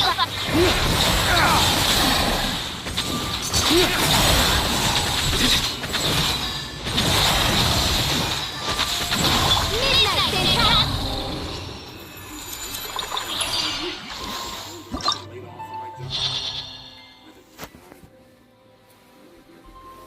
Minimum wage labor jobs with their bar rooms and their beer. What mattered was the hard days that lay ahead. The long weeks of couch surfing and cheap hotel rooms, pounding the pavement, doing hold of pound sand, stealing change, small items from unlocked cars, selling dope, doing whatever I could do to eat 2 meals a day from dollar and McDonald's. It was my 21st birthday. Jesus H. Christ. I was so fucking tired of it. All of it. As far as I was concerned, my fair weather fling, excuses, would jump off the Boston Bridge. She could cram the entire rotten planet up her ass and shit a cosmic diamond, for all I care. It simply didn't matter. The waitress plunked a fresh beer on the table and slid it over. I reached for it, misread it, slid clear off the table and saved it. Think you can get away? Teamwork is dreamwork! Eat this! Riptide!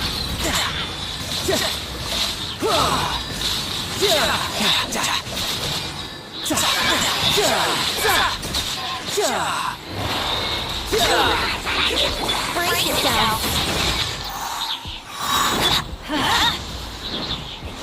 Everybody stand! Get up!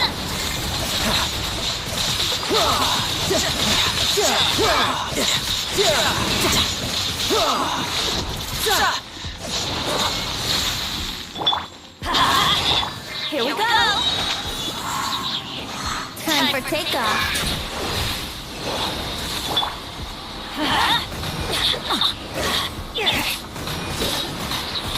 Let's light it up! Go ahead! I'm throwing him into the fire! No time to lose. Brace yourself. This is gonna hurt.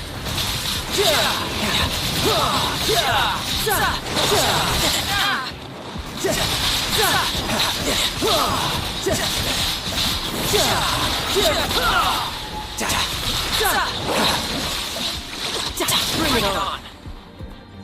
Teamwork is dreamwork! Think you can get away? Nice fight!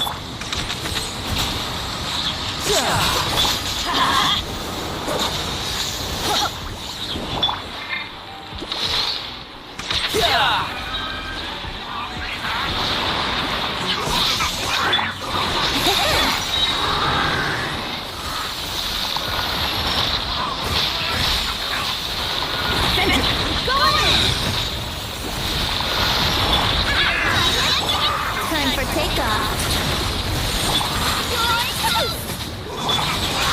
Couldn't let your guard down.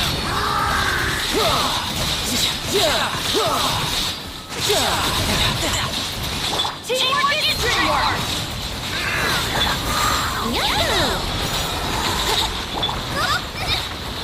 Think you can get away?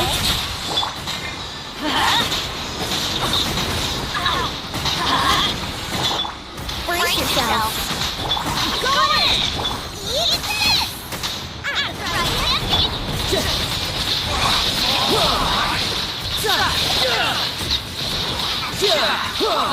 No time to lose. Brace yourself. This is gonna hurt. Time for takeoff. Here we go! Adventure time! Let's light it up! Don't worry, I got this. Everybody stand back!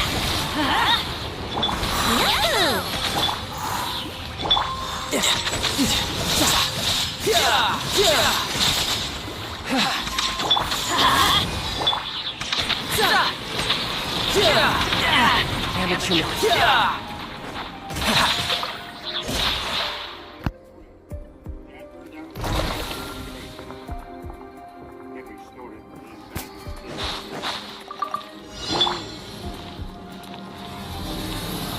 As you wish, Mainfroiler. Let me read you a verse. Way to the wicked!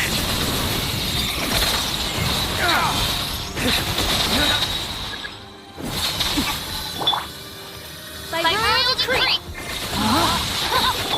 Flames, purge!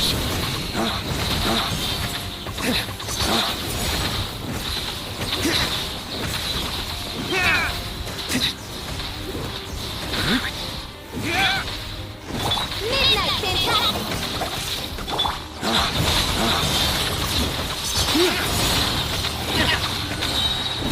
Dawn, break forth!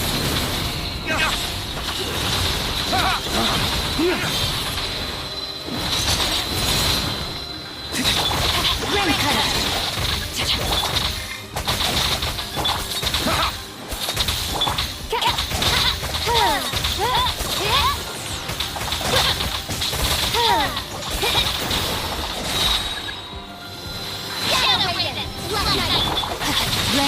fault line.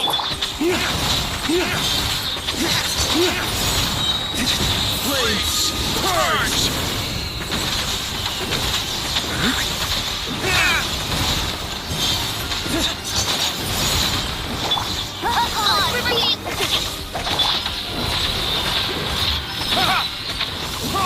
Swing my sword.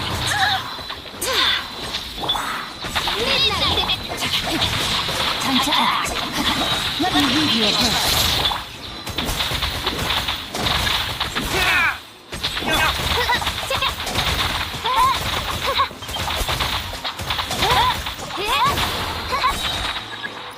As you wish, me, Fortnite. No, my sword. Ring cutter. Lay waste to the wicked!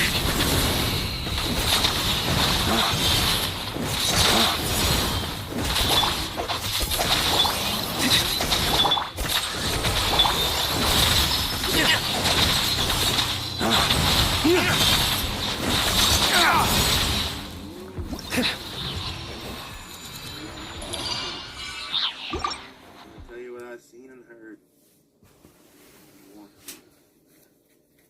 Keep listening before you go bullshit. The story ain't done yet. Otto Heinemann.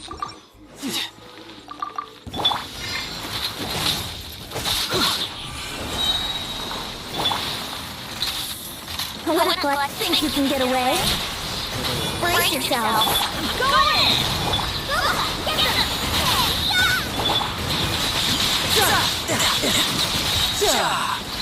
Couldn't let your guard down.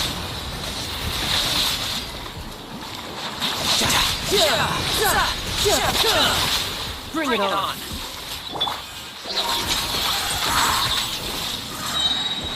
Time for takeoff. Teamwork is dreamwork! Nice fight!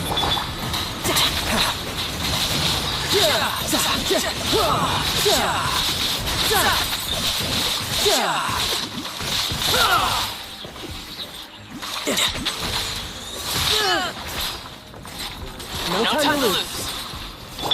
Let's play! Go in! Get them! Eat this! Brace yourself. This is gonna hurt.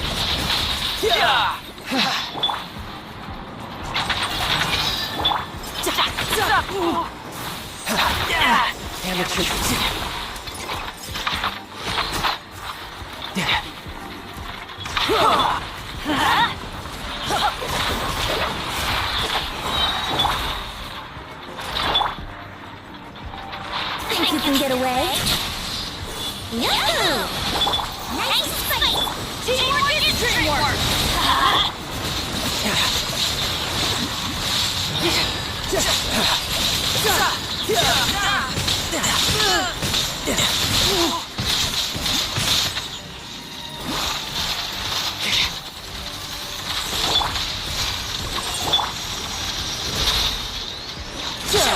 Brace yourself.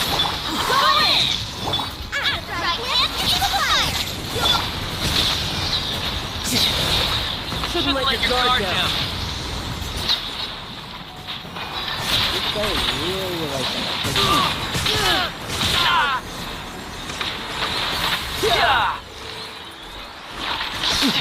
Let's light it up! Everybody stand back! Time for takeoff. Nice fight! Oh my god.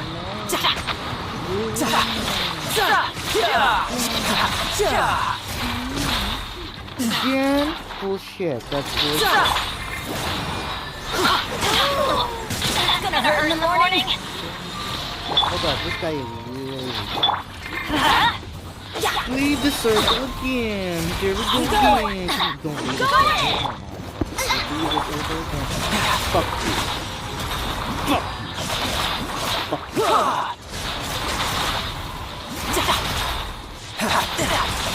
you. Oh yeah, this guy leave the circle. Leave the circle again. Dude, that's so dumb. My royal Wait, hear me.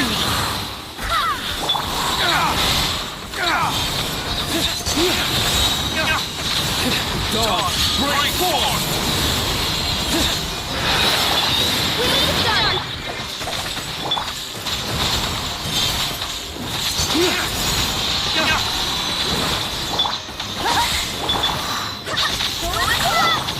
I summon.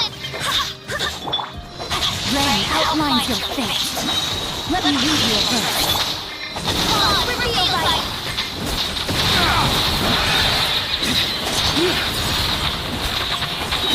Dog, break forth!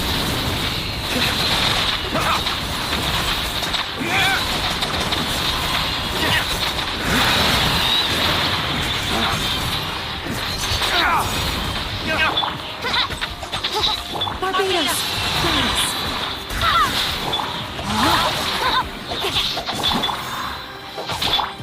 By room.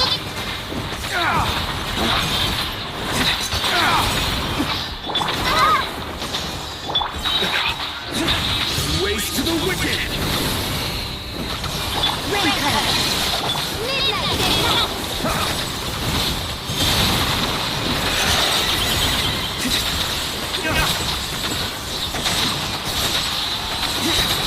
Flames, purge!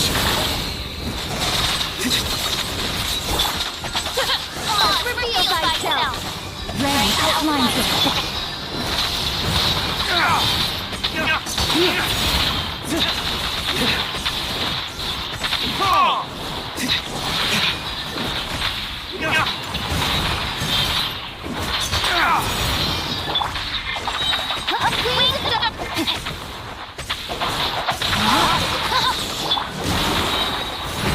Waste to the wicked!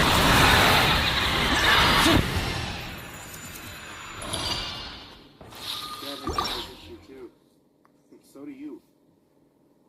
So do I. My history is empty cupboards, empty bottles on the kitchen counter. Moving every year for 14 years in a row, and never having shoes that actually fit. Here we go! Let's light it up! Go! Jesus Christ, man. Think you can get away? Teamwork is dreamwork! Get them! Just break yourself. This is gonna hurt.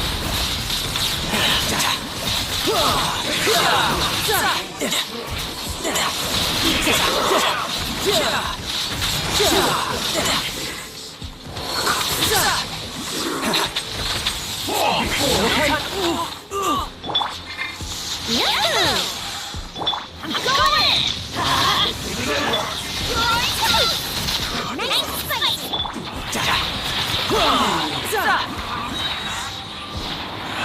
Didn't let your guard down. Amateur mistake. Time for takeoff. Let's light it! Everybody stand back! Brace yourself! Get them!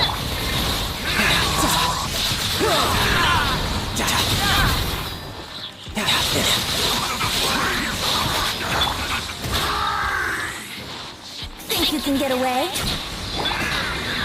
Teamwork is dreamwork!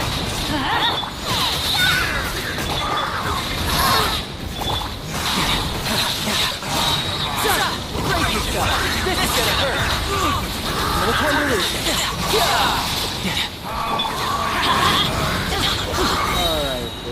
Everybody stand back! Let's light it!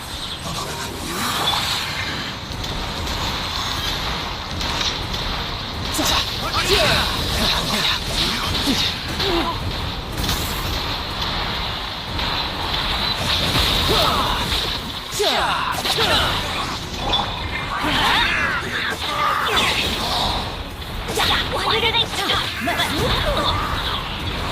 Could it break the curse? Okay, this one is so fucked right now. Shrugged and looked down at the table. Like, literally, it's a fucked up thing. I know you were Henry. Fuck it. Get out for the motion. I'm ready for this. Here we go! Time for takeoff.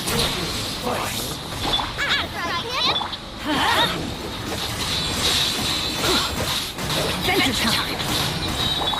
Brace yourself. Go in. Get them. You couldn't let your guard down. Quite impressed. Lunch, I don't have a shield there. Crouched down and looked at me through the driver's side window and said, I might need some help getting to my appointments. Think you could drive me? And if I can't do it myself. Yeah!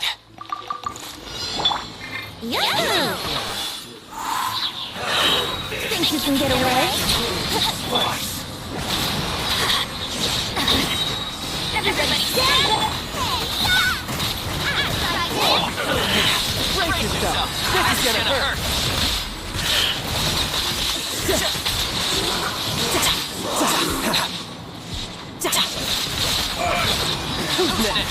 Time for takeoff.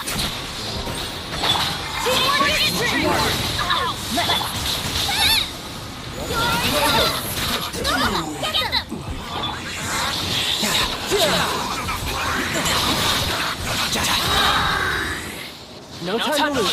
Shouldn't let your guard down. Everybody stand back! Brace yourself. Think you can get away? Yahoo!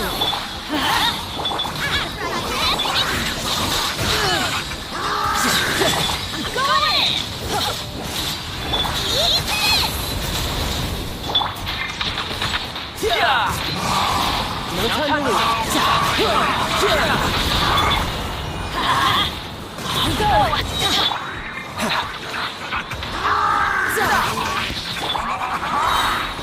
Time for takeoff. Will it glide any faster? Everybody stand back!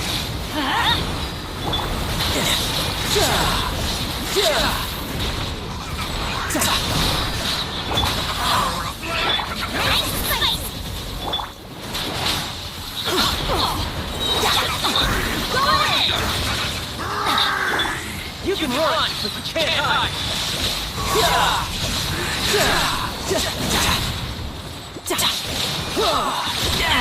And it's him. Bring it on.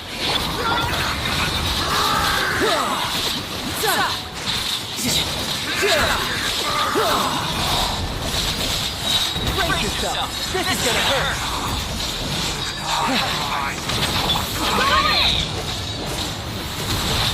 Here we go! Get them!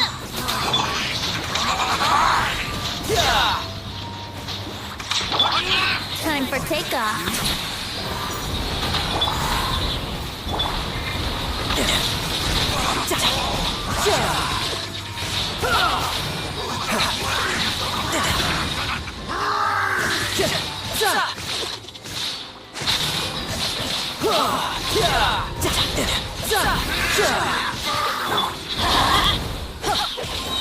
Teamwork is dreamwork. Let's play!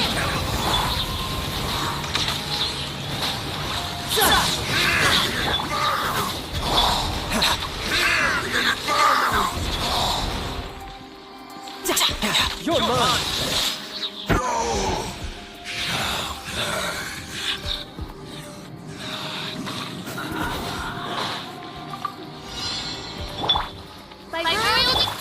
Witness the power of the wall.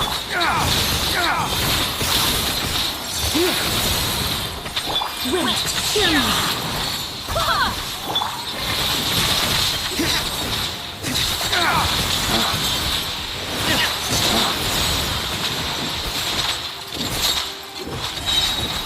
Please, purge! Know my soul.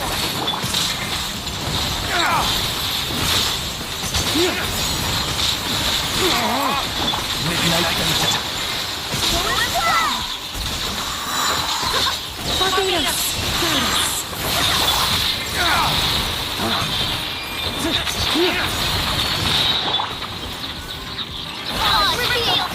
Please, purge! Let me read your verse. Celebrate it!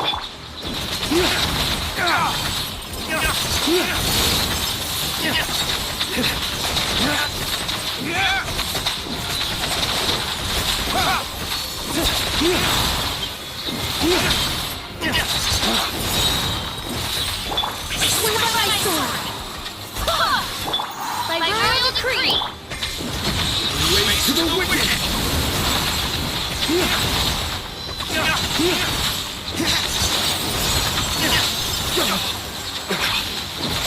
Midnight Venta.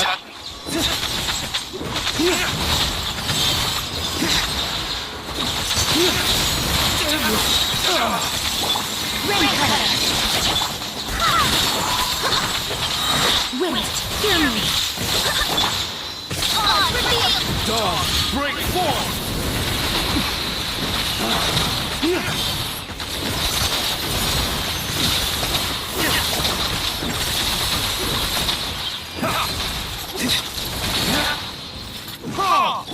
Wings done!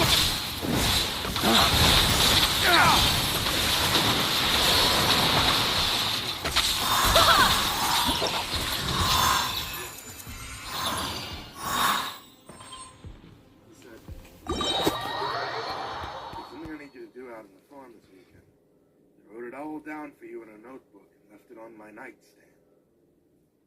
I winced internally and then smiled and assured him, "Oh, yeah, I remember, sure. No problem."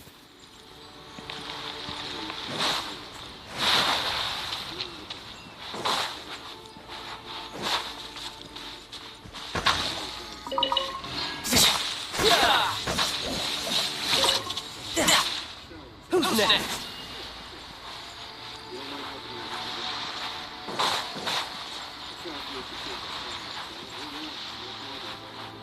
No time to lose. Yep. Wish me luck. Belly of the beast tomorrow. We kept our goodbyes. It's too hard to leave. Henry needed to get some rest. I was pretty wiped out myself, but I wasn't so tired that I couldn't pick up on the show and set the mood swing. I could feel the tension coming off of her waves. After we hit the highway, I turned down the radio and asked her what was wrong. As I expected, Michelle hated the idea of being there for each other for moral support in the days immediately following having surgery. However, she also made it clear there was no way in hell she would ever consider spending the night at Henry's house. It had nothing to do with Is it elemental rest? I not don't only know. that, but she didn't want me to spend the weekend at the farm. I'll do it. I don't give a shit. When I asked her why, she snapped, "Come on, are you completely oblivious? That place is haunted." I looked over at her and snorted, "Haunted? No, it's not. What? Why would you say that?" She rolled her eyes and said, "Oh, come on. You're telling me you've never thought that house is haunted?" Think you can get away? Everybody stand back! Riptide!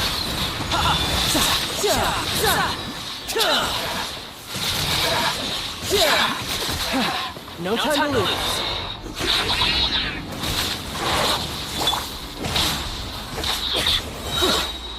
Brace yourself!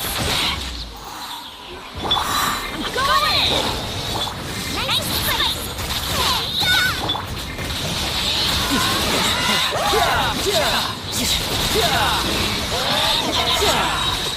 Shouldn't let your guard down.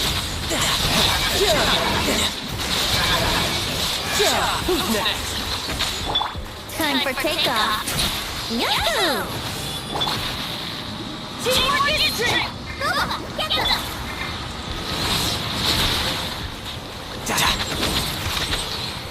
You're mine.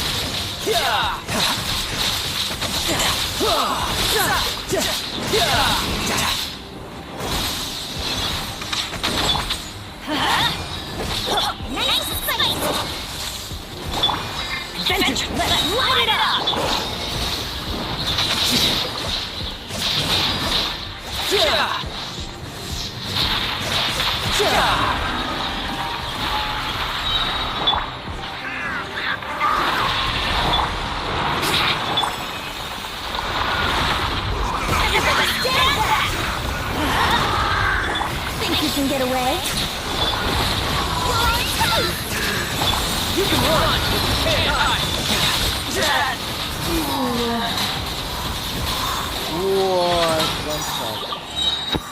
one-shot book. Your forehead was covered in blood. I have associate, man. Pounding on the trap door. Something was coming for you. Not even Bennett's burst, Jesus Christ.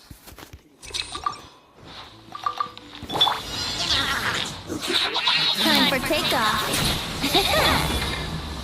Go in!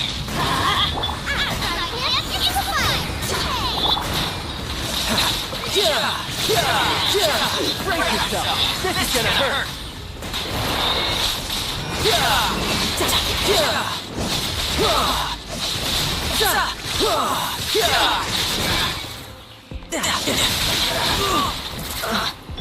Here we go!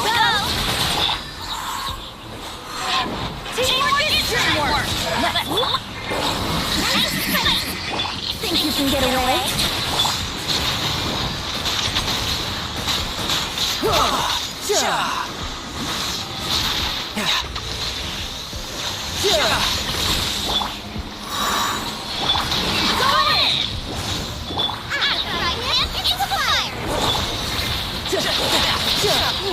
No time to lose.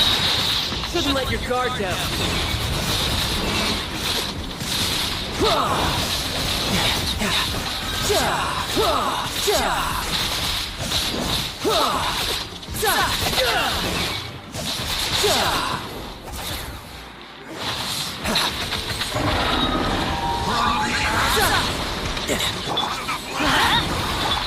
Time for takeoff.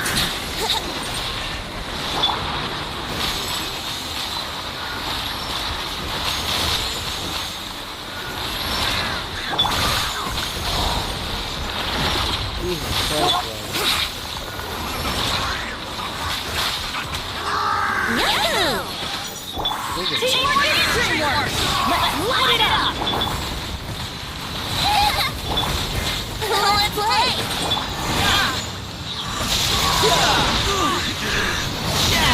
Amateur mistake.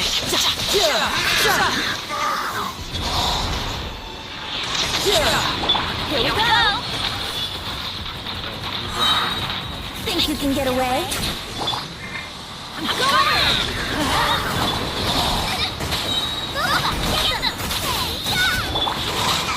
Brace yourself. This is gonna hurt.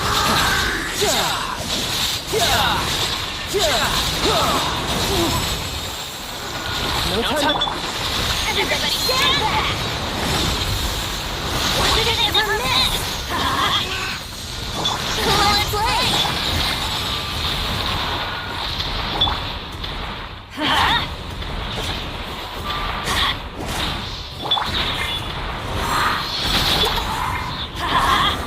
That's gonna hurt in the morning. Teamwork is dreamwork! Let's light it up! Time for takeoff.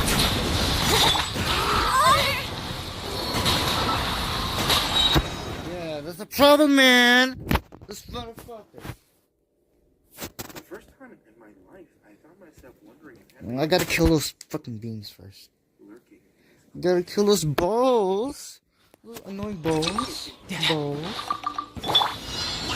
Think you can get away? I did before, but I Everybody stand back! You're on toast! Riptide.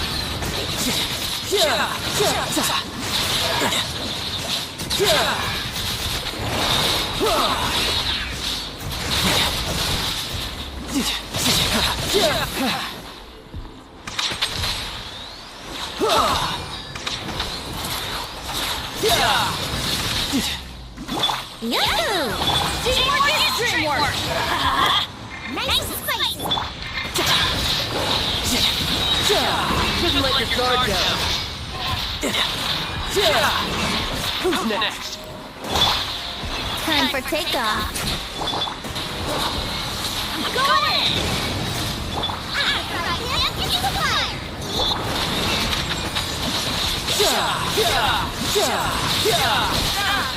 No time to lose.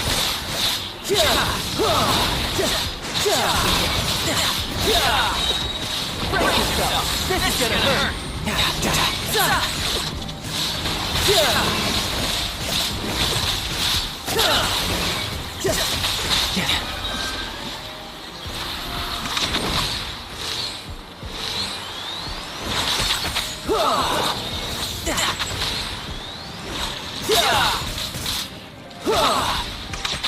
No time to lose. Let's play!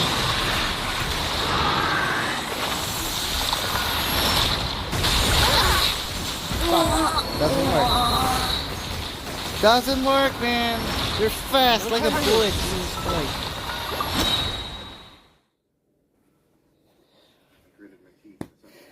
My God, they're fast. My God.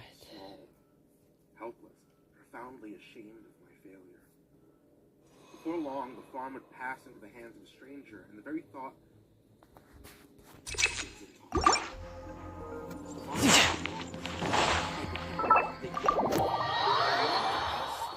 My family had wrestled a difficult living from that soil for many, many decades, struggling through droughts and floods, bad harvests, and personal tragedies, forever toiling in the dirt as we labored towards building a better future. It was unfathomable that someone would just swoop in and snatch away our history with a few scrawled signatures on a pile of flags. It was almost obscene.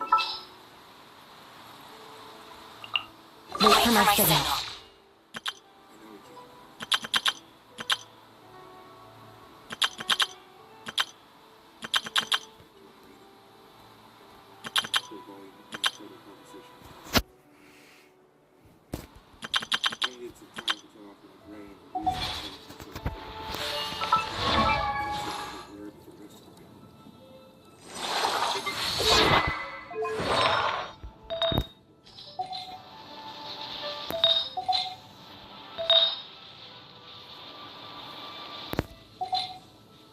We both slept poorly that night. We dragged ourselves out of bed early in the morning for a long trek back to the hospital. We were directed to a waiting room full of anxious-looking strangers. Everyone was pale and exhausted. There was some murmured conversation.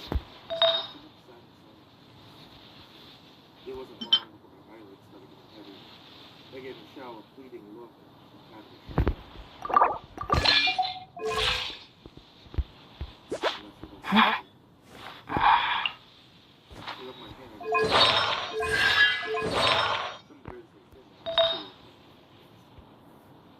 Definitely afraid of ghosts. My wife sure does love to see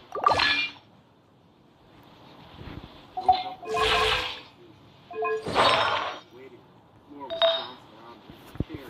Michelle's footed sweatshirt stacked with brick leaves and stale cigarettes on the back of her cheek. He pushed me off her shoulder with an irritated grunt and said, "Fuck off," and trying to drive you. It wasn't Michelle's secret.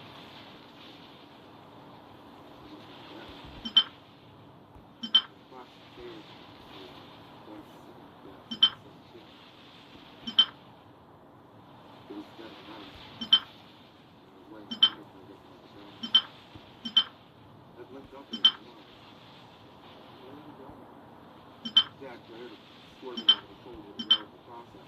He snarled, "Don't worry about it. Scoot over there and lay your head against the wall. But I can see." I saw a big bloody scrape on his forehead and wavering low in the center.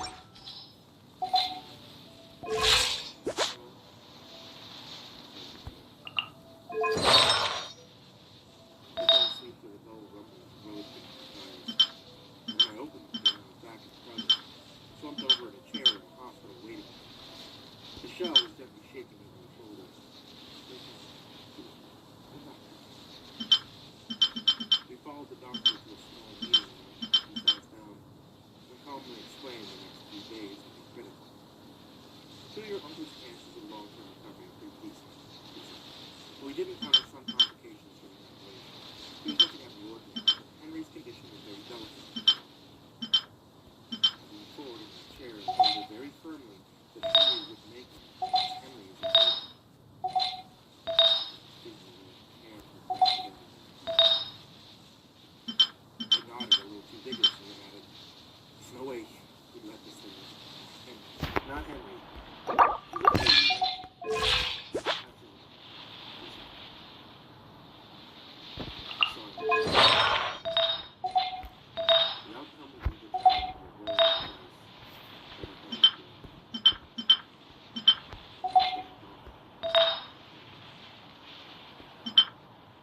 Michelle volunteered to drive me home. I spent most of the ride staring out the window.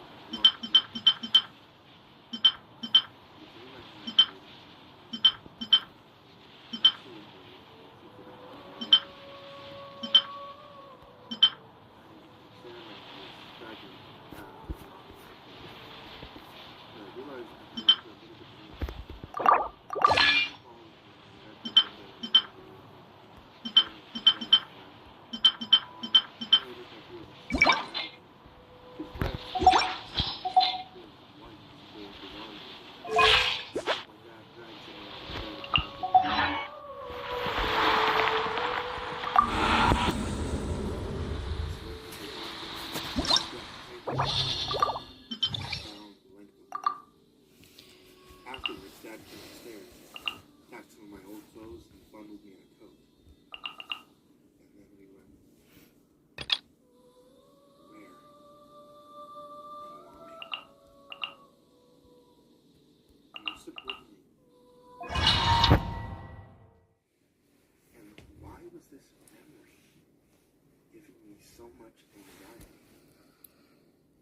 Superstitious or not, I couldn't help but feel that Michelle's dreams and my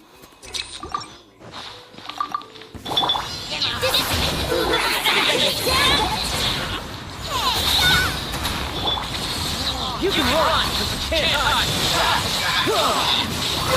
No time to lose.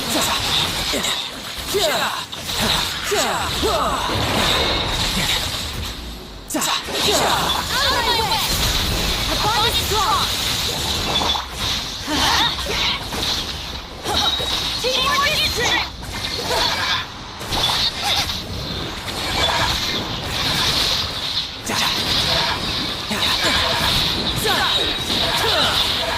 Couldn't let your guard down. Get with me! Let's light it up! Nice and spicy! Everybody stand! Eat this!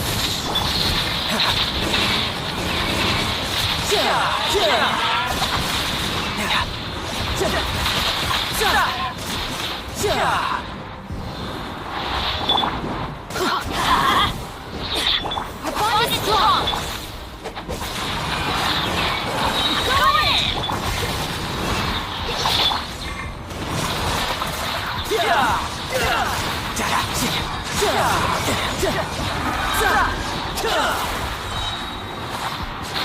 Bubba, get them! Oh, settle this!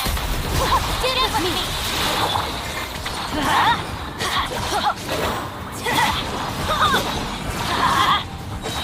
Everybody stand! Right in! Brace yourself. This is gonna hurt. Bring it on.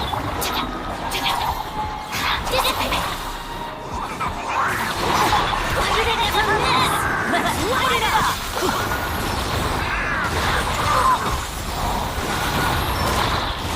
We go! Shoot! Can't afford any more bandages! One shot. One shot. One shot. Fucking bullshit.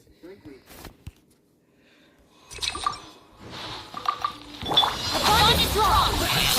Teamwork is strength! Eat this! Rip time!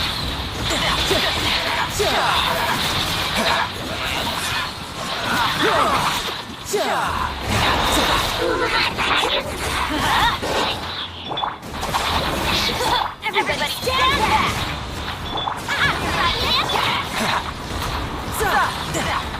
No time to lose. Couldn't let your guard down.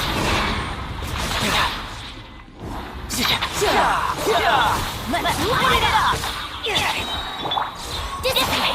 I'm going!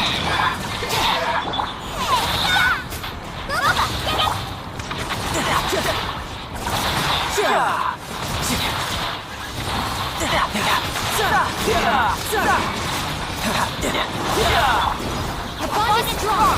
Out of my way!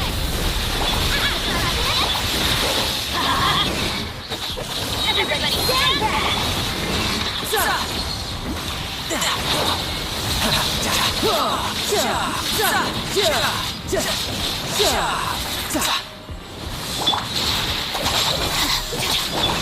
Let's light it up!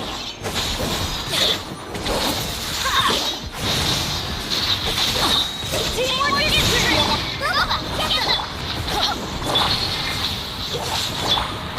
Brace yourself! This is gonna hurt!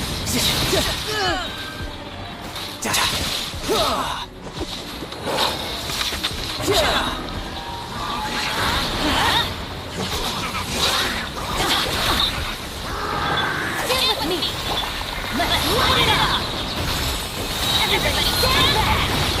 Eat this!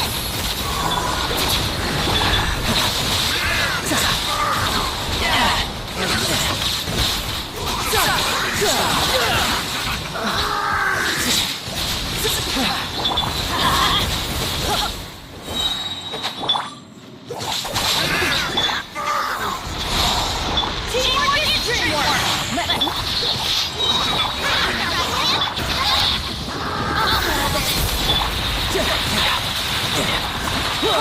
Shouldn't let your guard down!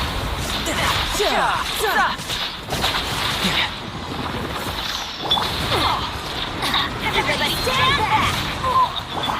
Our bond is strong!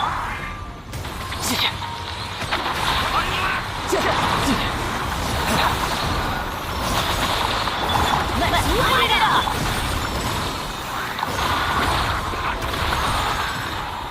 Stand with me! Light it never miss! That's gonna hurt in the morning! Let's light it up! Go in! This is right! Looking for a fight? You're in toast! Go on, get them!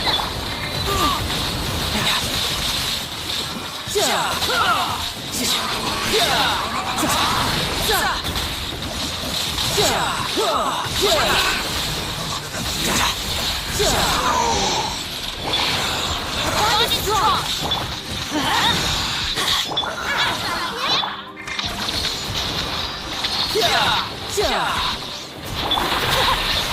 Teamwork is dreamwork! Out of my way! Stay with me! Brace yourself! This is gonna hurt!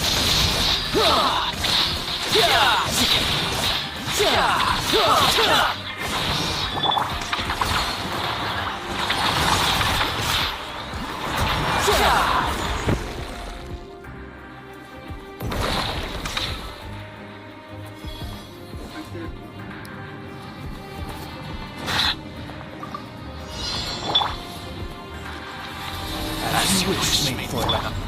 Fate is upon me! The cloud second.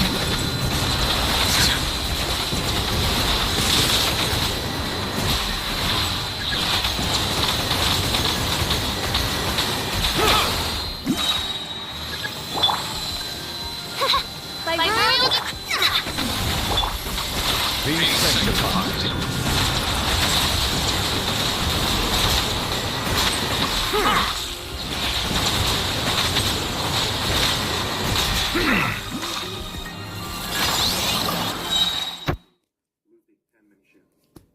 Whatever was in store for me that night, Henry had seen it coming years ago. I took in a deep breath, exhaled slowly, and read the first few words.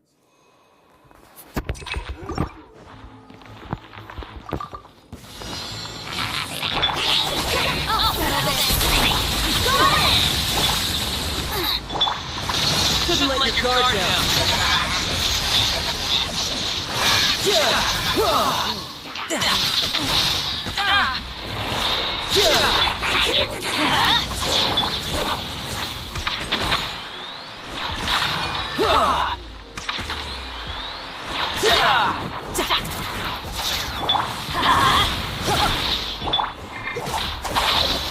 Everybody stand back! Eat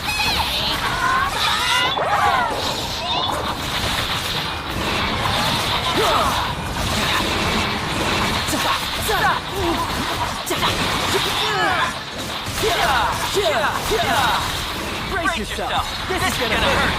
Bring it on. Deft moves. My time to shine.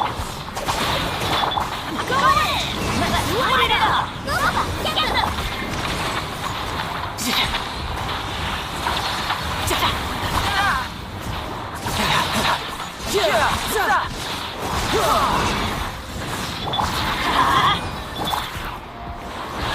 Teamwork is triple! Bond is strong! On my way! You're toast!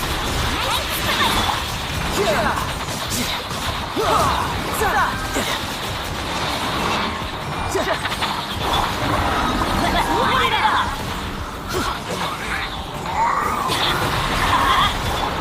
Dissipate! Everybody stand back! Why did it never miss? Amateur mistake. Shouldn't let your guard down.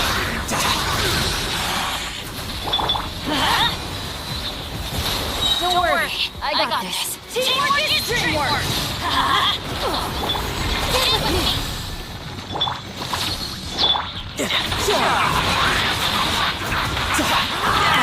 Amateur mistake.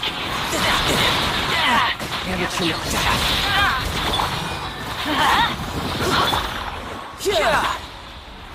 Dissipate! Everybody stand back! Let's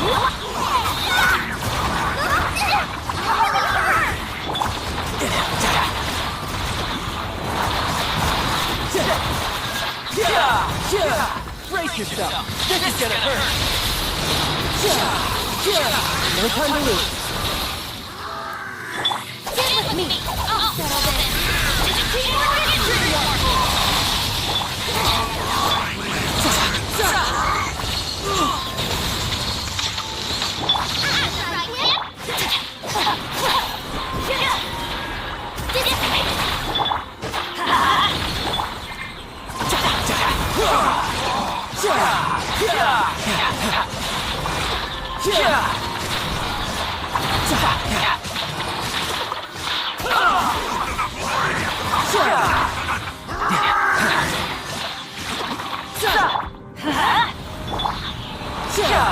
Get it with me!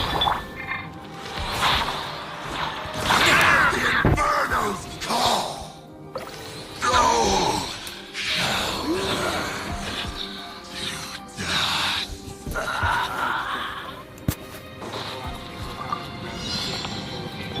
Midnight Phantasm.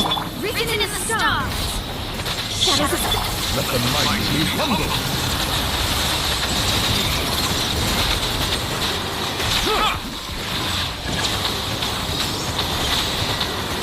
I swear by my sword!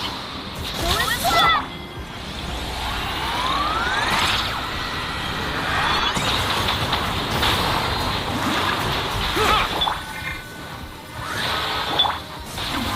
Delve into depth! Bow your head. The time never.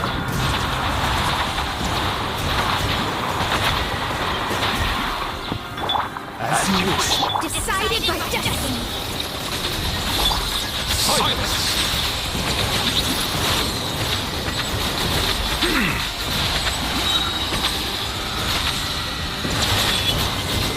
Be sanctified. Let me go!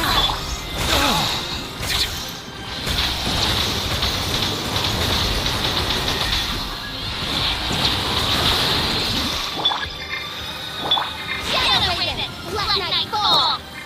Shadows of... Settle down.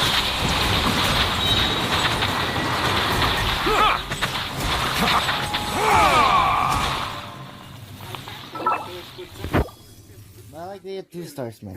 I'm gonna show you. The door bounced back and cracked down the middle from the force of the blow. The reason because I have freaking. Punctuating his words with wild haymakers as he pursued me through the house. He shrieked, "You ran off and I died alone. I laid on the floor with shit in my pants for 3 fucking days. No time to lose. Just you wait! Dissipate! Out of my way! Go ahead! Nice fight! Eat this! Shouldn't let your guard down.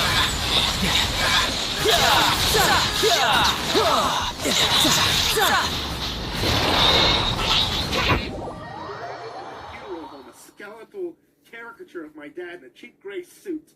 One eyelid was closed, but the other had worked free of its moorings and slid open to expose a slim crescent of light. The thing planted the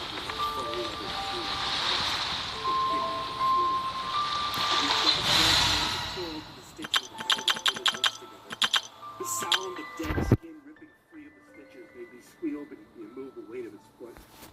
It leaned over me and crooned in a papery voice. May knowledge guide you. Someone found my body. The flies were laying eggs in my eyes. It was you who done that to me, boy. It was you. The cadaver pulled something out of the breast. Wait for my signal. And held it down my face. My dad's pocket knife, the knife that I'd left on his grave back in the summer. It pulled open the rusted blade and grinned down at me, exposing a black hole. I wonder what the rest of the Harbingers are up to. Plotting and scheming. And then it suddenly... There. It was looming over me, its decaying smile, grotesque post-mortem grin.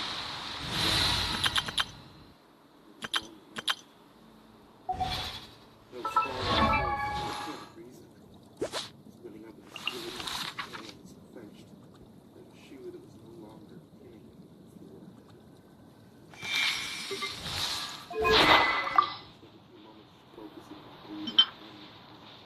Until my racing heartbeat dropped.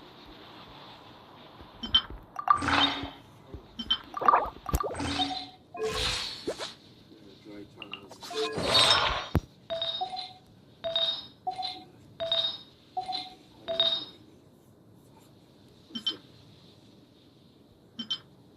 I suspected the incident, and it would be my last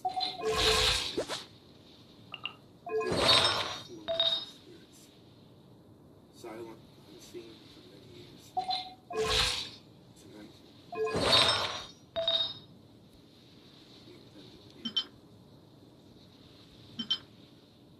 I rubbed a painful knot in the back of my head and hauled myself to my feet, trying my best to look in all directions at once. The living room was a mess of broken knickknacks and toppled furniture. My only coherent thought was it's time to get the fuck out of here, isn't it? But right now... I grabbed my coat off the floor with shaking hands. I got as far as shoving the rock into the sleeve.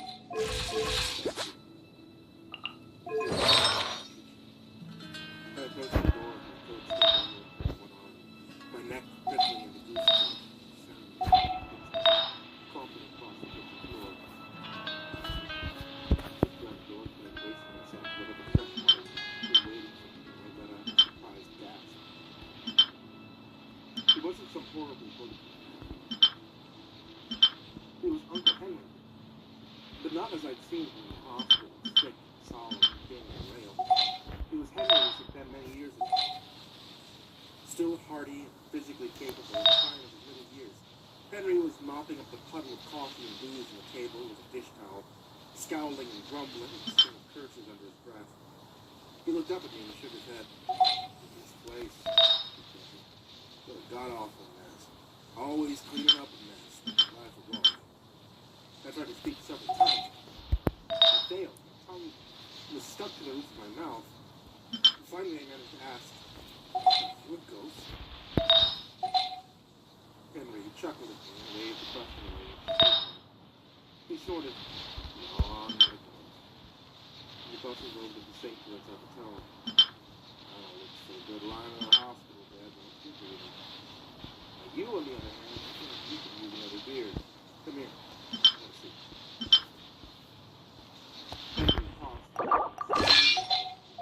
He popped a couple of cans on the table. He set down a phone. Notebook got ruined. I guess I'll just pick up the story where you left off. Now, Wally, I just saw it. Well, just relax. I always thought this place was haunted. You know that? I guess he's right. I saw it, and he blamed me, you know, for his death. Certainly, I mean, is that him saying that, or was it me? I didn't want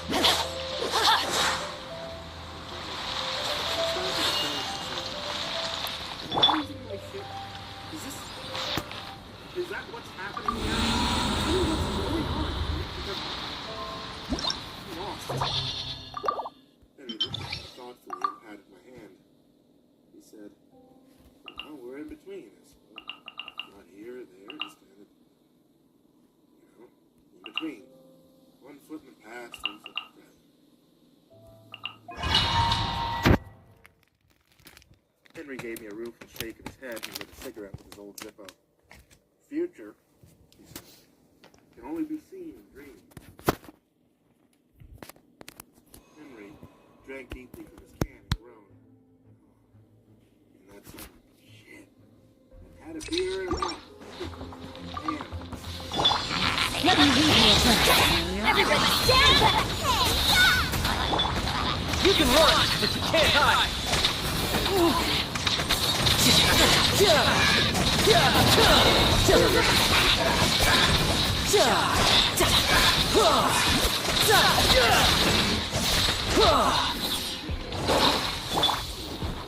Ray outlines your face. Teamwork is dreamwork! Get them! Brace yourself. This is gonna hurt.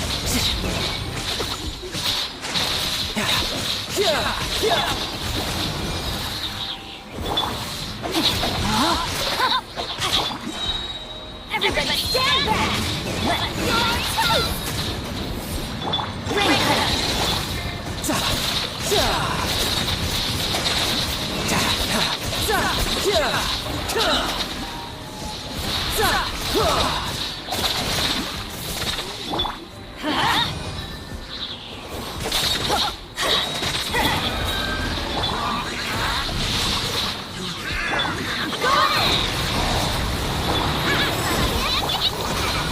Couldn't let your guard down.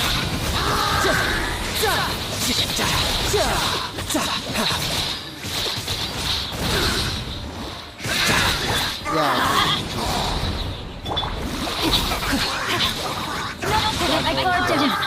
Ray outlines your fate. Teamwork is dreamwork! Let me lead you a verse. Eat this! Nice and sweet! No time to brace yourself. This is gonna hurt.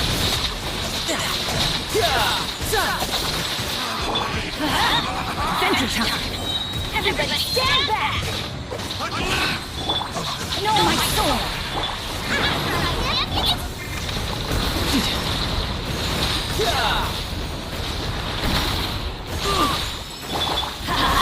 How the fuck, man? This is just my...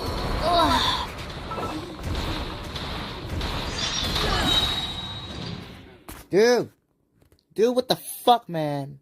Dad laid me on the couch and carefully pulled my boots off my feet. He covered me with a knitted blanket and stood there for a while, staring down at me with a haunted look in his eyes.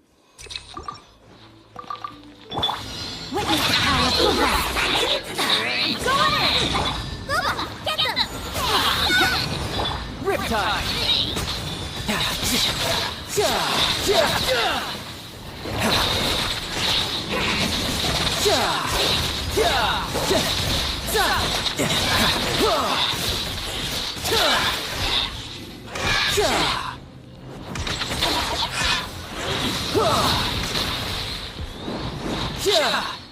Oh yeah, bastard.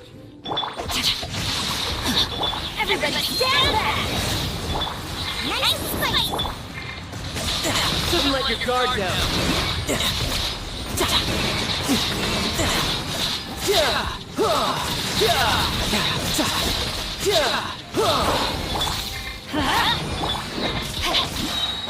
Let me lead you a verse. I'm going in! I'm the frog pimp into the fire!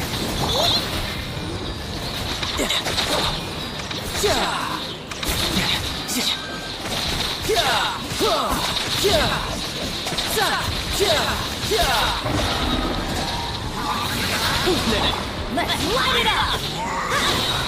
Ray outlines your fate. Everybody stand back!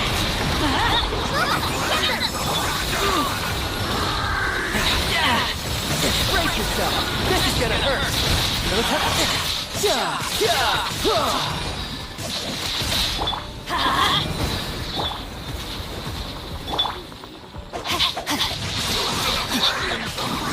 Body and witness the power of good.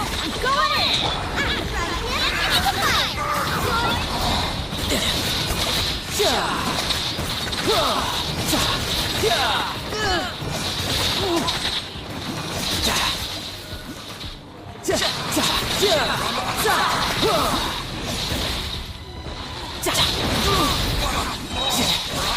Shouldn't let your guard down. No, my sword! Teamwork is dreamwork! Let's light it up!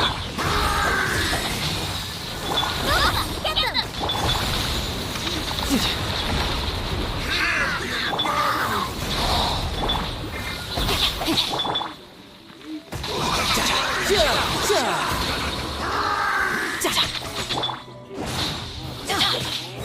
Everybody stand back! Ray outlines your fate. Let me read you a...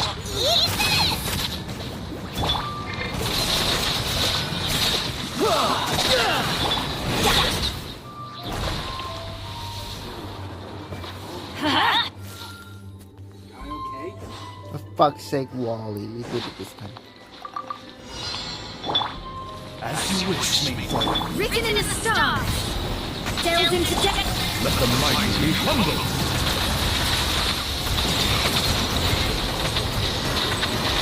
Bow your head.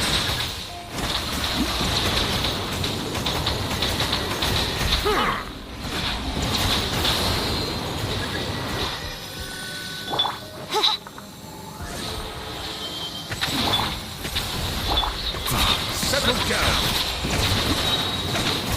Be sanctified.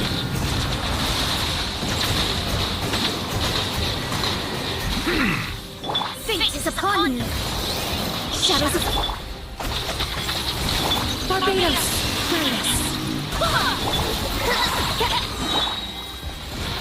Silence!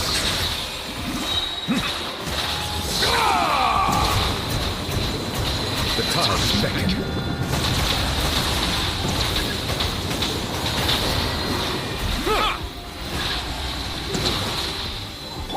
Midnight Phantasmagoria.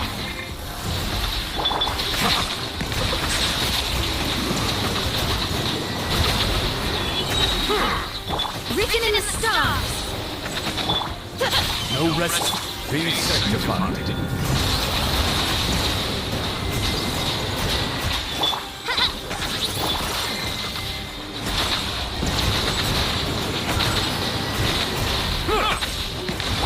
Let me scry!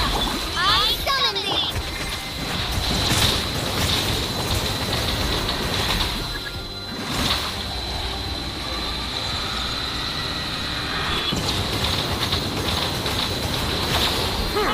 As you wish, main Fräulein. Let the mighty be humbled.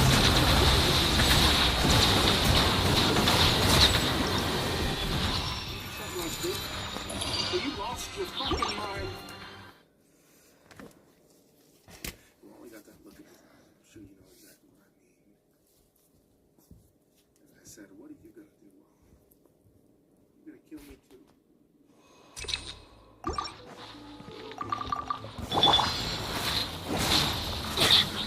Adventure time! Teamwork is dreamwork! Brace yourself. This is gonna hurt.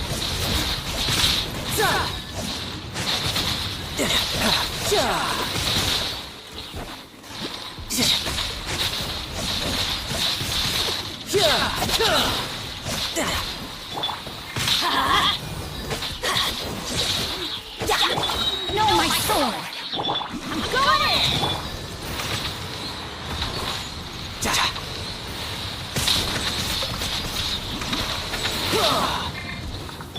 Witness the power of the one! Nice and spicy!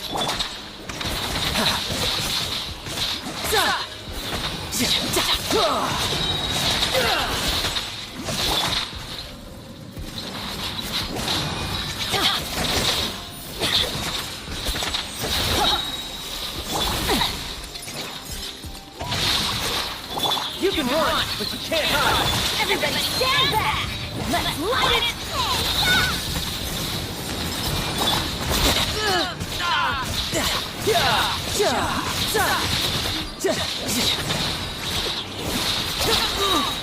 Shouldn't let your guard down.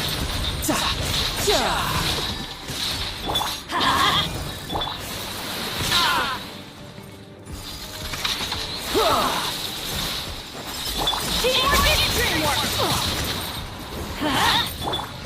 Get them!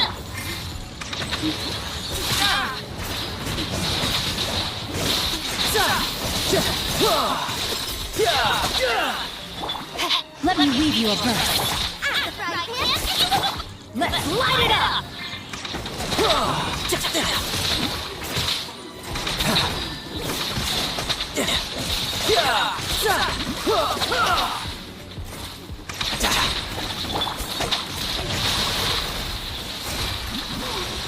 Everybody stand! Get them! Eat this! Brace yourself! This is gonna hurt!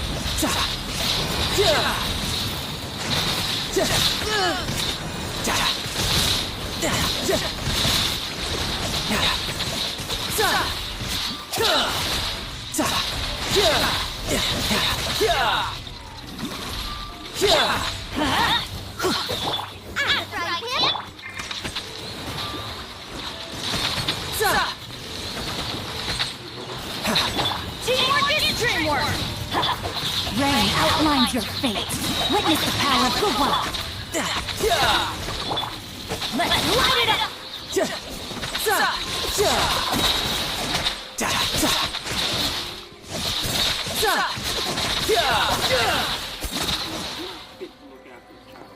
You're a murderer. Just shut the hell up and do as you want.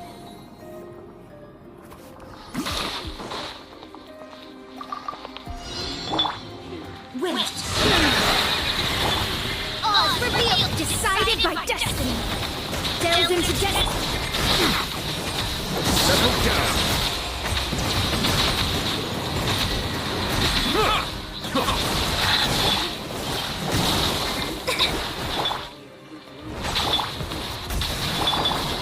Justice is blindsided.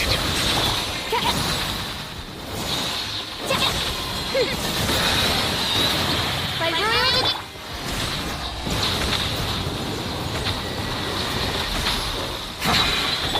Let me stop!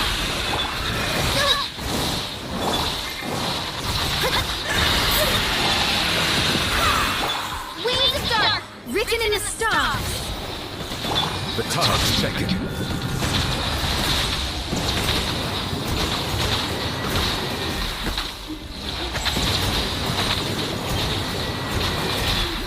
Silence! Shadows of fate!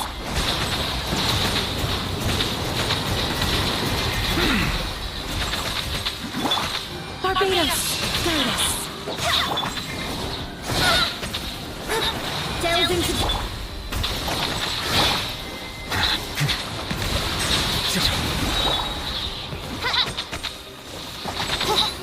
All revealed! Let the mighty be humbled. Decided by destiny! As you wish, lady.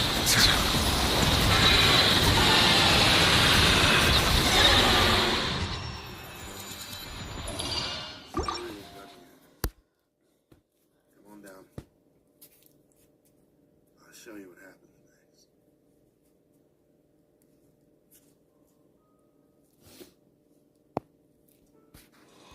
I followed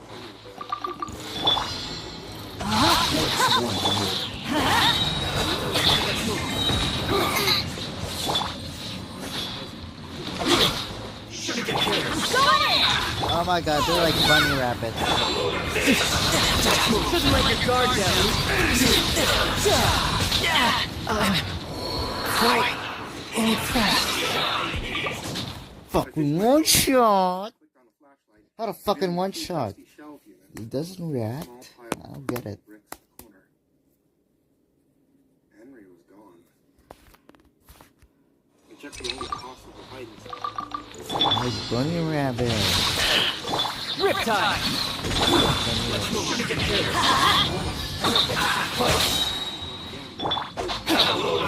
Teamwork is dream! You're toast! Get them!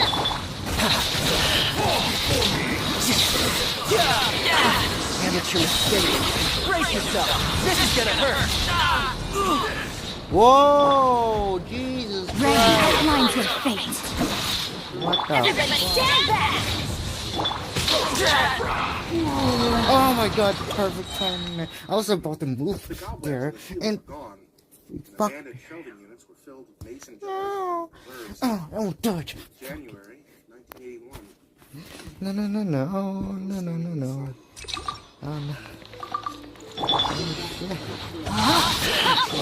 You can run, but you can't hide. We go! Into the fire!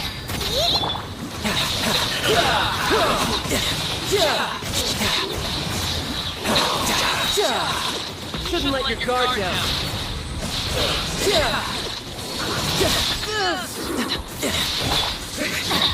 We go! No, my sword!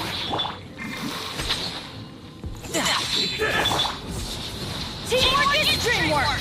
Let us light it! Get them! Raincoat!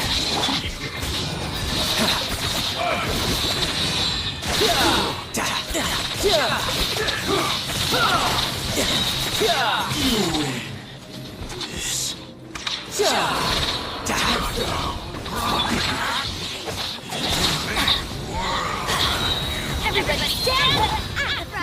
Into the fire!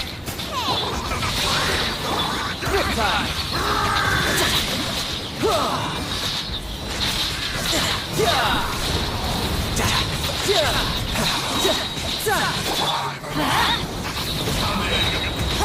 Teamwork is dreamwork! You can run, but you can't hide.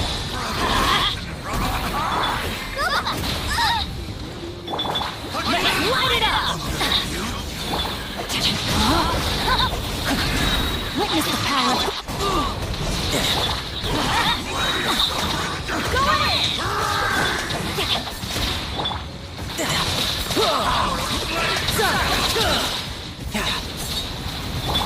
Let's light it up!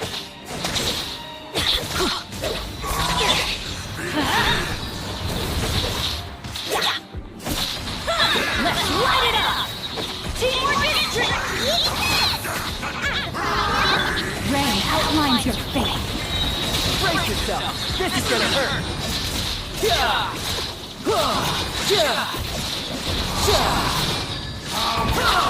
Bring it on.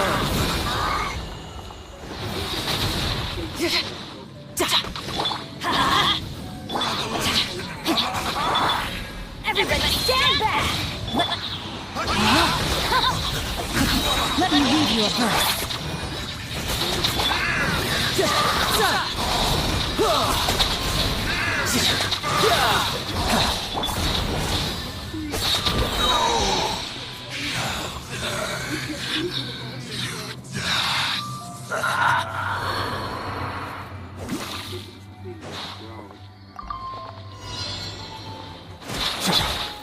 Let me start.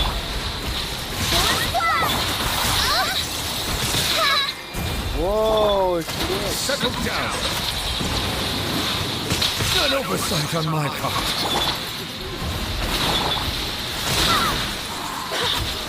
I swear by my sword. Oh, I got By Rude. Be sanctified.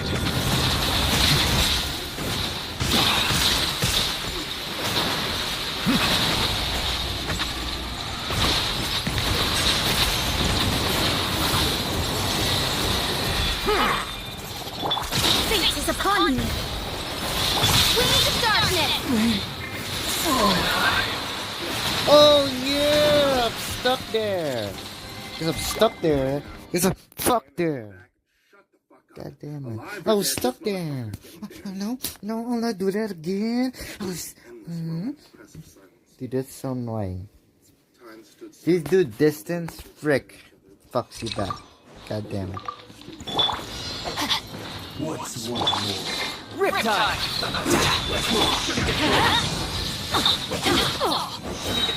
Teamwork is dreamwork. Nice and spicy. You're toast. No, my sword.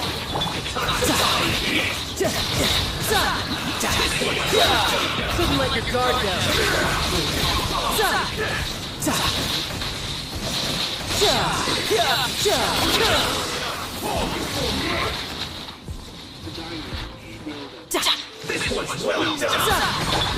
Rain outlines your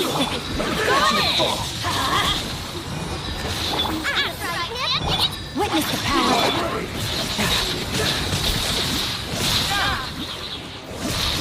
No touch.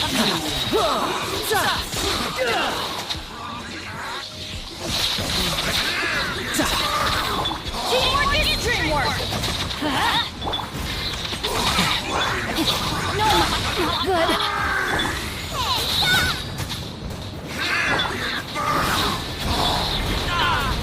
Brace yourself. This is gonna hurt.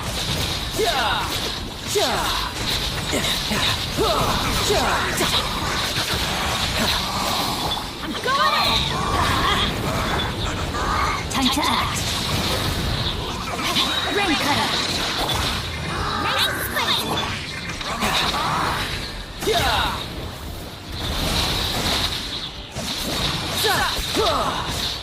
No time.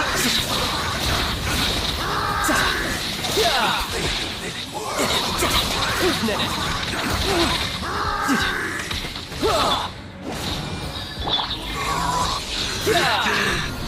Teamwork is dreamwork. Body and rain outlines your. Couldn't let your guard down.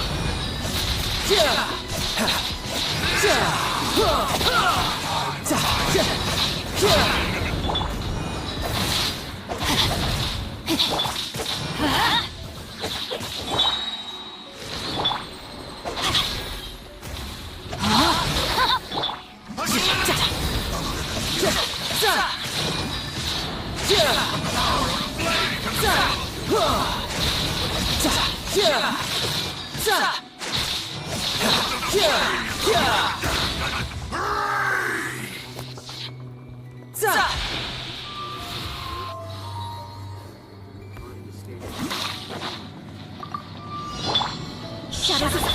Oh, repeat. Silence!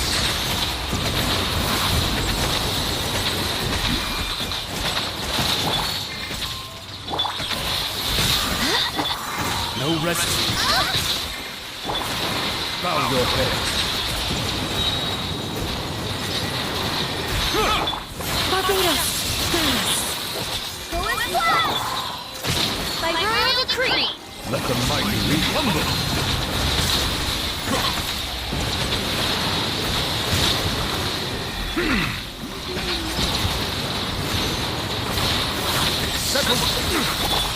Written in the stars. Let me scry. Shadow Raven.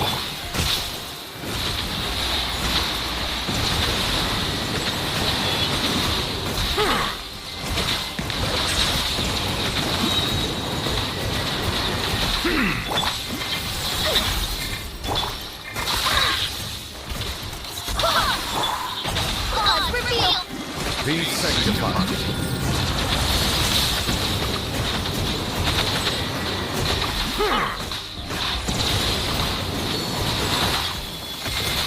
Silence! Midnight Fantastic.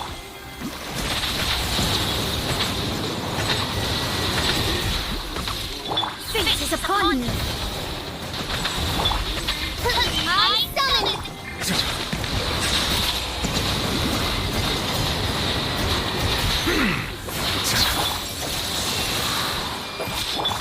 Shadows of fate. By royal.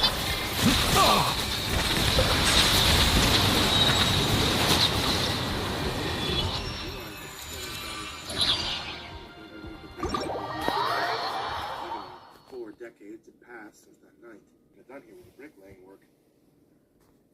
Not by a professional, but two desperate men.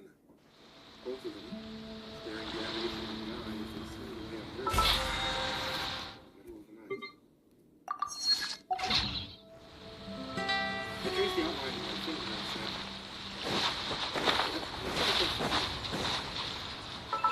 upstairs in the kitchen, didn't you say people can see the future in their dreams? Because Michelle had a really bad nightmare. Henry gave his daughter a look and shrugged. His hand,